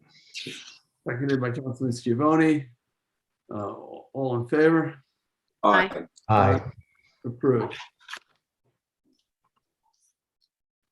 Town Board Resolution 1000 of 2021 authorizes the supervisor to execute a contract extension with Civics Plus for a hosting agreement of the town's website. Second. Second. Seconded by Councilman Martell. All in favor? Aye. Aye. Approved. Town Board Resolution 2021-1001 authorizes supervisor to execute agreements with Sun 20 TV vendors for production assistance. Second. Seconded by Councilman Scavone. All in favor? Aye. Aye. Approved. Town Board Town Board. Resolution, yeah, I think we just did. We not? Yeah, we did the next one already. So Rick is up. Yep, next. so Town Board Resolution 1003 of 2021, the 2021 notice to bidders for maintenance, installation, repair of water mains and hydrants. Second. Seconded by Councilman Scavone, all in favor? Aye. Aye, approved. Town Board Resolution 1004 of 2021, co-sponsored with Councilman Schiavone, the 2021 notice to bidders for subaqueous water main crossing, Shinnecock Canal at Mashut Beach, and Ponquag Bridge at Lighthouse Road. Second. Seconded by Councilman Schiavone. All in favor? Aye. Aye, approved.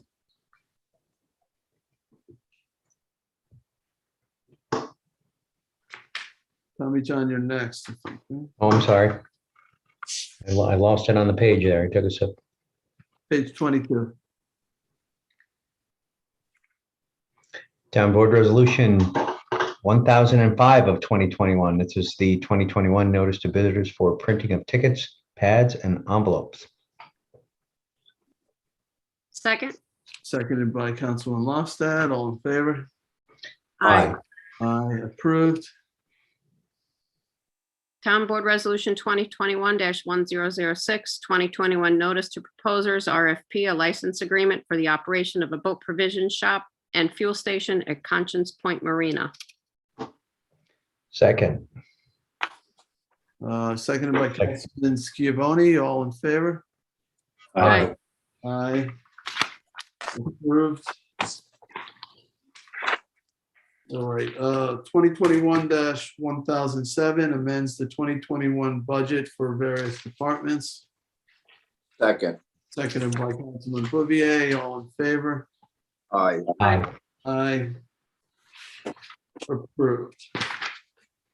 2021-1008 authorize the continued study of market trend analysis and full valuation impacts on the assessed valuation of real property within the town of Southampton and suspends the application of same in particular circumstance for an additional year.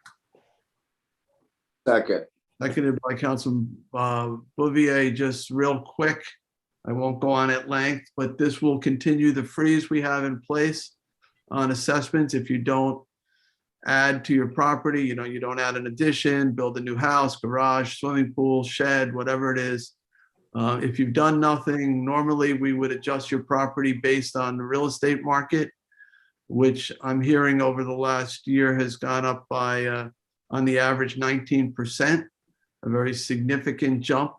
That's from mid-June of 2020 to, maybe end of June 2020 to end of June 2021, roughly that period, a 19% increase, a very, very big jump in property values. But we're still waiting with the hope that Albany will give us some tools. So when and if we are able to return to full value assessment, we're able to buffer some of the impacts so that people don't see their property taxes increase, spike in any way because of it. So we've had a freeze in place for 2 years, and this extends it for 1 more year. All right, any questions on that? All right, we had a work session on this, as you know, so I'll call, did I have a second? Yes, I did. Councilman Bouvier. All right, all in favor? Aye. Aye. Aye. Approved. 2021-1009, authorized community preservation fund tax refund pursuant to the first-time homebuyers exemption for Javier Darwin Ramirez Santi and Lizette Suguenza San Martin. Second. Seconded by Councilman Schiavone. All in favor? Aye. Aye. Approved. 2021-1010 authorizes community preservation fund, accumulation fund tax refund pursuant to the first-time homebuyers exemption for Tyler Smith. Second. seconded by Councilman Martell. All in favor? Aye. Aye. Approved. 2021-1011, authorize CPF first-time homebuyers exemption for Ivan Stepone and Matuez Subject. Second, Seconded by Councilman Lofstad. All in favor? Aye. Aye. Approved. Town Board Resolution 2021-1012, authorize the supervisor to sign an application with the Suffolk County Department of Health Services as it relates to the subdivision map edge of Woods Parkside, North Sea. second, Seconded by Councilman Lofstad. All in favor? Aye. Aye. Aye. Approved. Town Board Resolution 2021-1013 is to release the maintenance bond in connection with the site plan of 20 Riverly LLC Riverside. Second. Seconded by Councilman Schiavone. All in favor? Aye. Aye. Aye. Approved. 2021-1014 accepts retirement of Lisa Dunlop, Legislative Secretary in the Trustee's Office. I need a second. Second. Second by Councilman Martell. You know, these retirements are bittersweet because we obviously are so grateful for the service that these individuals provide, and we're sorry to see them go, but we want them to have a great retirement. They've worked hard and they deserve it. So Lisa is certainly one of those people who really has provided tremendous service to the town trustees. She's acted as their administrator. She's done a phenomenal job. And I know the trustees are, you know, it's hard for them to say, to see Lisa leave, but big And shoes. if I may say something as well, Jay, Lisa Dunlop served as my chief deputy for many years. And she was amazing and did a fabulous job. And it was a pleasure to work with her. And she will absolutely be missed. She was a tremendous asset for my department. Thank you, Sunday. Anyone else want to say anything about Lisa before we accept her retirement? Want to wish her the best. Always a big smile, always a big help. Gonna Yeah, miss her. I agree with that. Absolutely. All right, I'll call the vote. All in favor? Aye. Aye. Approved. You know, we can't really not accept somebody's retirement. These are sorry. You must come to work.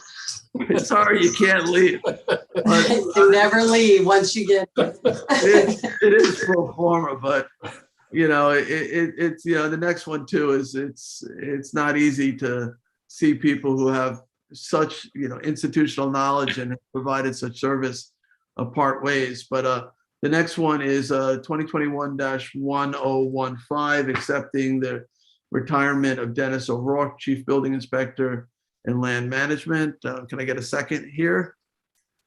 second, Seconded by Councilman Martell. And you know, Dennis stepped up when Mike Benacasa retired. He has been with the department for a long time. He's been with other departments too. I think he started out in Parks. He knows the town code inside and out. He really worked with our residents to try to help them through the process, sometimes a very complicated process, and make sure that people were safe, make sure that all the building codes were being properly followed, knows the town codes and the state codes inside and out, and has been a really tremendous asset for the town through an incredible building boom, you know, twice the volume that we've normally seen. And Dennis rose to the occasion. So, you know, he's asked for his retirement. He certainly has earned it. And I just want to wish him the very best. So he, you know, have a great retirement, enjoy it, and thank him for his years of service to the town. Anyone else? Absolutely. No, I mean, I enjoyed really working with Dennis. He certainly was a great person to work with. You know, I know Katie Garvin in my office really enjoyed working with him as well. And I agree that he's did a very good job for the town. helping move things along, and he was always a good resource because he, as you said, he knew the code very well. Okay, call the vote. All in favor? Aye. Aye. Approved. 2021-1016 accepts resignation of a senior office assistant in the town clerk's office. Second. Seconded by Heather was with us for a couple of years and we, I'm sorry, Sunday, do you want to say something about Heather? no, I just said Heather came in to work with us. Her first day was the day before we closed for COVID. So she had quite a time with us, but she was a trooper, and we will miss her. She's been a great asset as well. Yeah, I'll echo that. She handled special permits and did a lot of work. An exceptional person. I'm surprised to see her go. Disappointed, but I wish her well. Yes, absolutely. And she's trying to leave us in the best shape she can on her way out the door, which is admirable, honestly. And we appreciate that very much. All right, appreciate that. Okay, so we got a motion and a second. All in favor? Aye. Aye. Approved. 2021-1017 appoints Kimberly Phillips to office assistant position in the town clerk's office. Second. Seconded by Councilman Bouvier. All in favor? Aye. Aye. Approved, and congratulations to Kimberly. 2021-1018 appoints Mark McRedmond, assistant town attorney. This is co-sponsored with Councilman Bouvier, who is seconding. All in favor? Aye. Aye, approved. And Mark will be a great addition to the town attorney's office. Thank you. Thank you, Mr. Supervisor and members of the board. We conducted quite the exhaustive interview process, and Mark rose to the top. He's has a lot of skills in different areas that really fit the department well, and contracts, as well as a lot of experience in the courts. So he'll be joining us, I guess, pretty soon, right? Yes, actually, he'll be starting in mid-February, mid-November, because of the pay. He worked it out with HRs. So I think it's November 15th, I believe, is his first time. All right.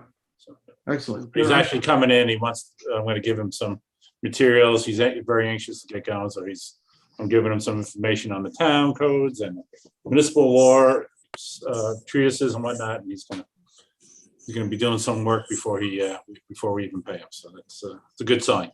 All right, that's good. And I called the vote on that, right? Yes. All right, Yes. so 2021-1019 appoints Brittany Benton to custodial worker 2 position in the police department. Second. Seconded by Councilman Scavone. All in favor? Aye. Aye. Approved. Congratulations to Brittany. 2021-1020 appoints Joseph Gallo to heavy equipment operator position in waste management. Second. Seconded by Councilman Bouvier. All in favor? Aye. Aye, approved, and congratulations to Joe. 2021-1021 appoints Alexander Romanich to heavy equipment operator position in waste management. Same second. Same, seconded by Councilman Bouvier. All in favor? Aye. Aye, congratulations to Alexander. 2021-1022 appoints Patrick Daniels to sanitation helper position in municipal works waste management division. Second. Seconded by Councilman Bouvier. All in favor? Aye. Aye. Approved, and congratulations to Patrick.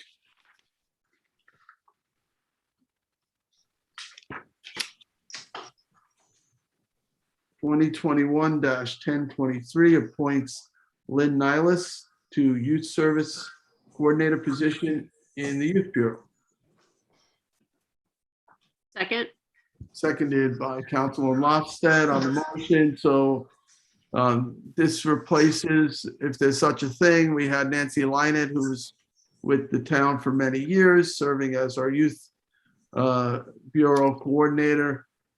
Nancy, I'm sorry, Lynn Nylas has a great deal of experience in this area, has served in the same regard in town of Southold, has had extensive work with youth court and lots of work with young adults and a lot of administrative experience. And she's been chosen to be that division head and certainly support that. So, all right, I'll call the vote. All in favor? Aye. Aye. Approved. Congratulations to Lynn. 2021 oh, the next one's John's. I'm sorry. Yeah.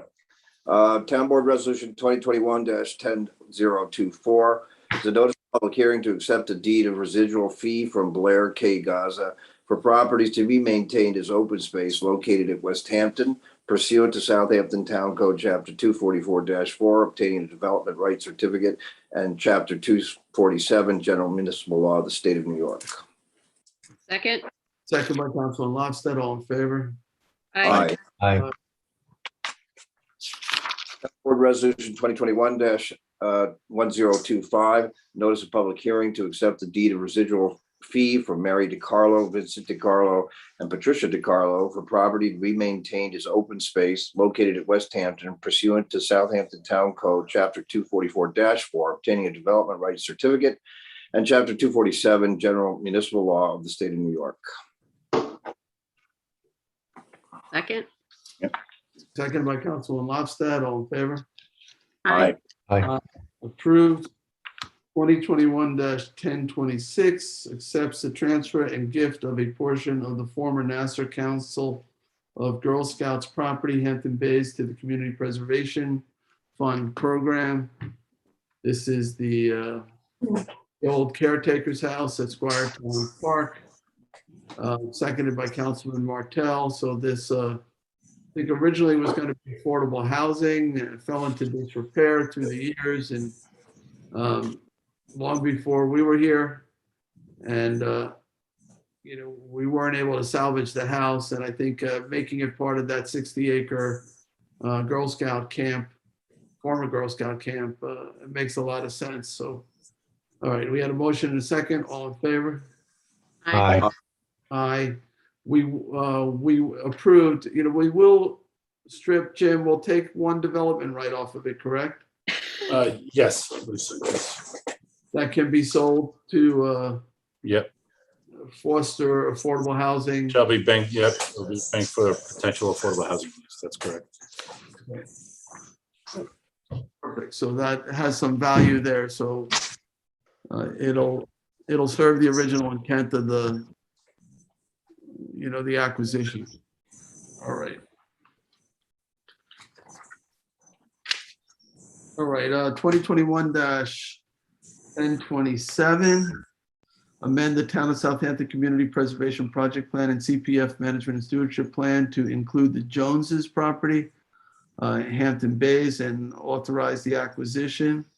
It's a $935,000 acquisition, 30 East Diana Road in Hampton Bays. It's about roughly 3/4 of an acre. And I believe, is this one, this is right on the water there. Yeah, this is right on the water. And it's adjacent to other town holdings. So I made the motion. Julie, Councilwoman Lofstad is seconding. Any discussion? I think this is a good acquisition. It's we have other acquisitions of land in this area up in Diana Bay. And, it's one less sanitary system, one more natural shoreline. I think it will help protect water quality in that area.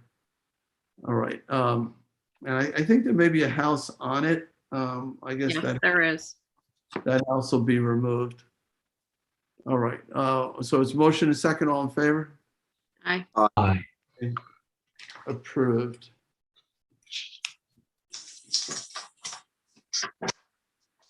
I'm sorry, we're We're on page 43. 28. 7. Town Board Resolution 2021-1028, road review application for Weinstein at Ball. As recorded on the resolution, situated in Shinnecock Hills, is accepted. Second. Seconded by Councilman Lofstad. All in favor? Aye. Aye. Approved. Next, took out of order. Yeah, walk-ons. And yeah, walk on, right. I just want to check one thing.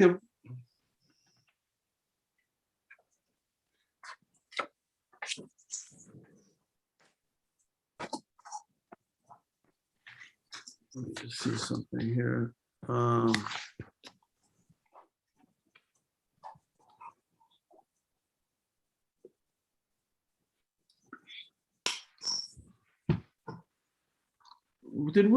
I'm sorry, I'm just getting a note from Janice. There were 2 notices of public hearings that I guess we've already passed them. And she's questioning their notice for town hall on the 26th and wondering whether they should have been noticed for Zoom. Do we have a page? I don't. Number 26. Okay, so we have to see which were the public hearings.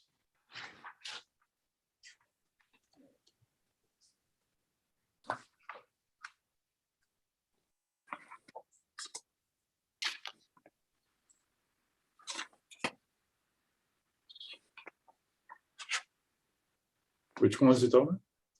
I'm trying to find, I haven't found any note.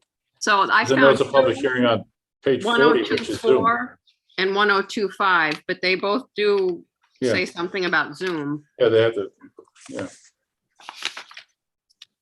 It does, yeah, it has a mix. Hold on, Janice is now calling me, so, oh, she hung up. It does say that be held by the town board at Southampton. It does say that. It says It not says meeting Zoom in option. person. What page is it? It's page 40 is one of them. And 38 is the other. And yeah, on 39, it speaks to the notice of public hearing where it's held. On the first one, So it's not. Yeah, meeting it does say in that. person. It says we're not meeting in person. Yep. it does say Zoom, right? Yeah, both of them say that we're not meeting in person. It's a little bit, so. Yes. It's a little confusing. Yeah, because it does initially say that it's. Town hall at the top, in the top paragraph, the third Yeah. paragraph talks about Zoom. Yeah. Jim, is it necessary to amend it or is it okay? I think it speaks for itself. It does say further notice that due to the public health and safety concerns related to COVID-19, the Southampton Town Board will not be meeting in person. I mean, it's pretty clear.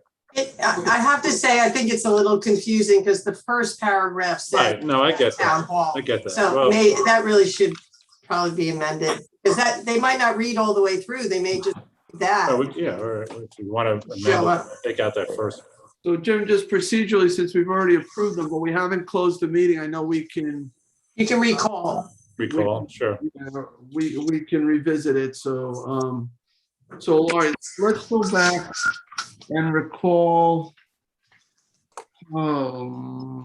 First, page 38. 1024 of, yeah, on page 38. So I'll make a motion to recall 1024 of 2021 for the purposes of amending it to clarify that it will be a Zoom meeting. Second. Yeah, I think you just got to take out that language that says Right. at Second. Southampton Town Hall. Everything Seconded else. by Councilman Bouvier, all in favor? Aye. Aye. Okay, I'd like to make a motion to, it's John, it's your resolution, but let me make a motion to amend it to, Jim, what do you take out the language? Just, it says, take notice that a public hearing shall be held by the town board of the town of Southampton on November 23rd, 2021 at 6 p.m. Then it goes on the next sentence, at Southampton Town Hall 160. So I would just take that out. Just, take out at Southampton Town Hall, 116 Hampton Road, Southampton, New York. Everything else can stay, I believe. I think that's works fine. That- All right, Yeah. so I'll make a motion to amend to delete that portion. As Second. Jim just described, second by Councilman Bouvier, all in favor? Aye. Aye. Aye. All right, John, you want to make a motion to approve as amended? So motioned. I'll second, all in favor? Aye. Aye. Okay, approved. Now we got to go through that exercise on the next, it's the next one, right? So 2021 of, 2021-1025. Yep. Right, so I'll make a motion to recall and amend. So I guess first to recall it for the purposes of amending it, seconded by Councilman Bouvier, all in favor? Aye. Aye. Aye, okay. Aye. Make a motion to amend to delete the words "at town hall." And the address, just like the other one, seconded by Councilman Bouvier, all in favor? Aye. Aye. Aye. And John, you want to make a motion to approve as amended? I'll second. So moved. All in favor? Aye. Aye. Aye. All right, Dennis, thank you for catching that. All right, so we're going now to walk-ons, correct? Yes. All right, so we had 38665, authorize the supervisor to sign a right of entry agreement with the U.S. Army Corps of Engineers to access to town-owned properties within the Suffolk County Army Airfield Bombing and Gunnery Range Military Munitions Response Project. Second. Seconded by Councilman Bouvier. They've been conducting this search for any possible unexploded ordnance, I guess. Yeah, it's a initial study. They haven't quite started, but this is part of the process to allow them to do it. So just lets them enter upon town properties in that Correct. area. Yeah. Yeah. Most of it, as I said, is vacant pine barren land. There is, I think, the one site that we really have that people attend is the ball field at the end of the road across from Jobreski. Yeah, I think around Dave Cox and I have been, talking with them about that, and they'll Yeah, notify us exactly when they're gonna. 30 homes. There's about 30 homes, but a bunch of those are not occupied. So. Oh, yeah, well, right. That's the property that we're looking to buy, but just the ball field. They said Yep. that before they would do any investigation of the area around the ball field, they would notify us on that particular location. Do they So plan they on just doing go any on. clearing or trail or widening or anything like that? No, the only qualification is that they're able to cut down any small trees with under a 3-inch diameter. And then they're using ground penetrating radar and acoustic studies to transect it to identify anything if they find it.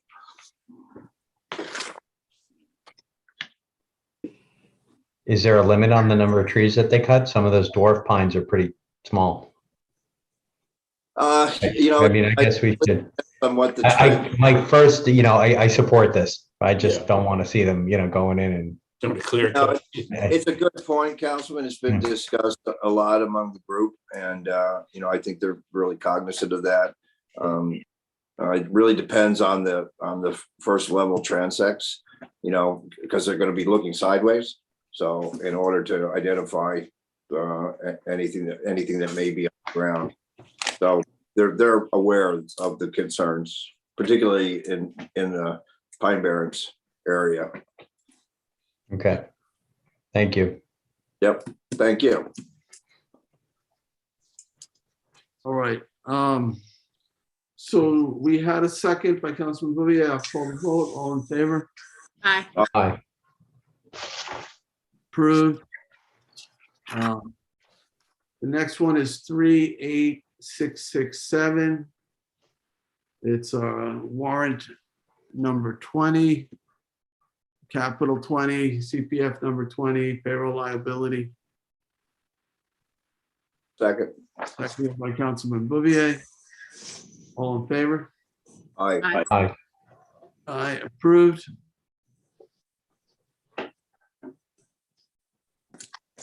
Next one is 38673. authorize the supervisor to execute a donation agreement with Martyr the Landscape Store, Inc. for donation of improvement of the Nathaniel Rogers House premises by providing labor, equipment, materials, and services necessary to complete the landscape work. This is a donation of a significant amount of beautiful landscaping. Labor and materials estimated at $592,288. So nearly $600,000 from Martyrs for the historic Nathaniel Rogers home. I had the pleasure of going there with Councilman Martell, and we were able to walk the grounds a little bit with Charlie Martyr, the owner of the company. And Tommy John, you were there too, right? I'm sorry. I certainly was. Tommy John, sorry. Yeah, no, it's okay. It's late. It's late. And Councilman Schiavone, and we walked the grounds, and we were able to get a sense of the plantings, and it's a wonderful thing, and it's really very appreciated, and it's got to really make that property even more stunning with the landscaping there. So we appreciate that. Sorry about that, Councilman Schiavone. Oh, that's fine. I blanked for a second, but I really. It's exciting. The project is exciting. I like their ideas. We got to talk to them a little bit about what they were going to do with some of the landscaping around this gorgeous home right at the intersection of Bridgehampton. My goodness, very exciting. Thank you to the Martyrs, Charlie Martyr, and everyone over there. And I'd like to second that. So if you want a second, anybody else want to co-sponsor this? You're welcome to. All right, so we're going to put Councilman Schiavone as a co-sponsor on this Sunday. All right, and he's also seconding the motion. All in favor? Aye. Approved.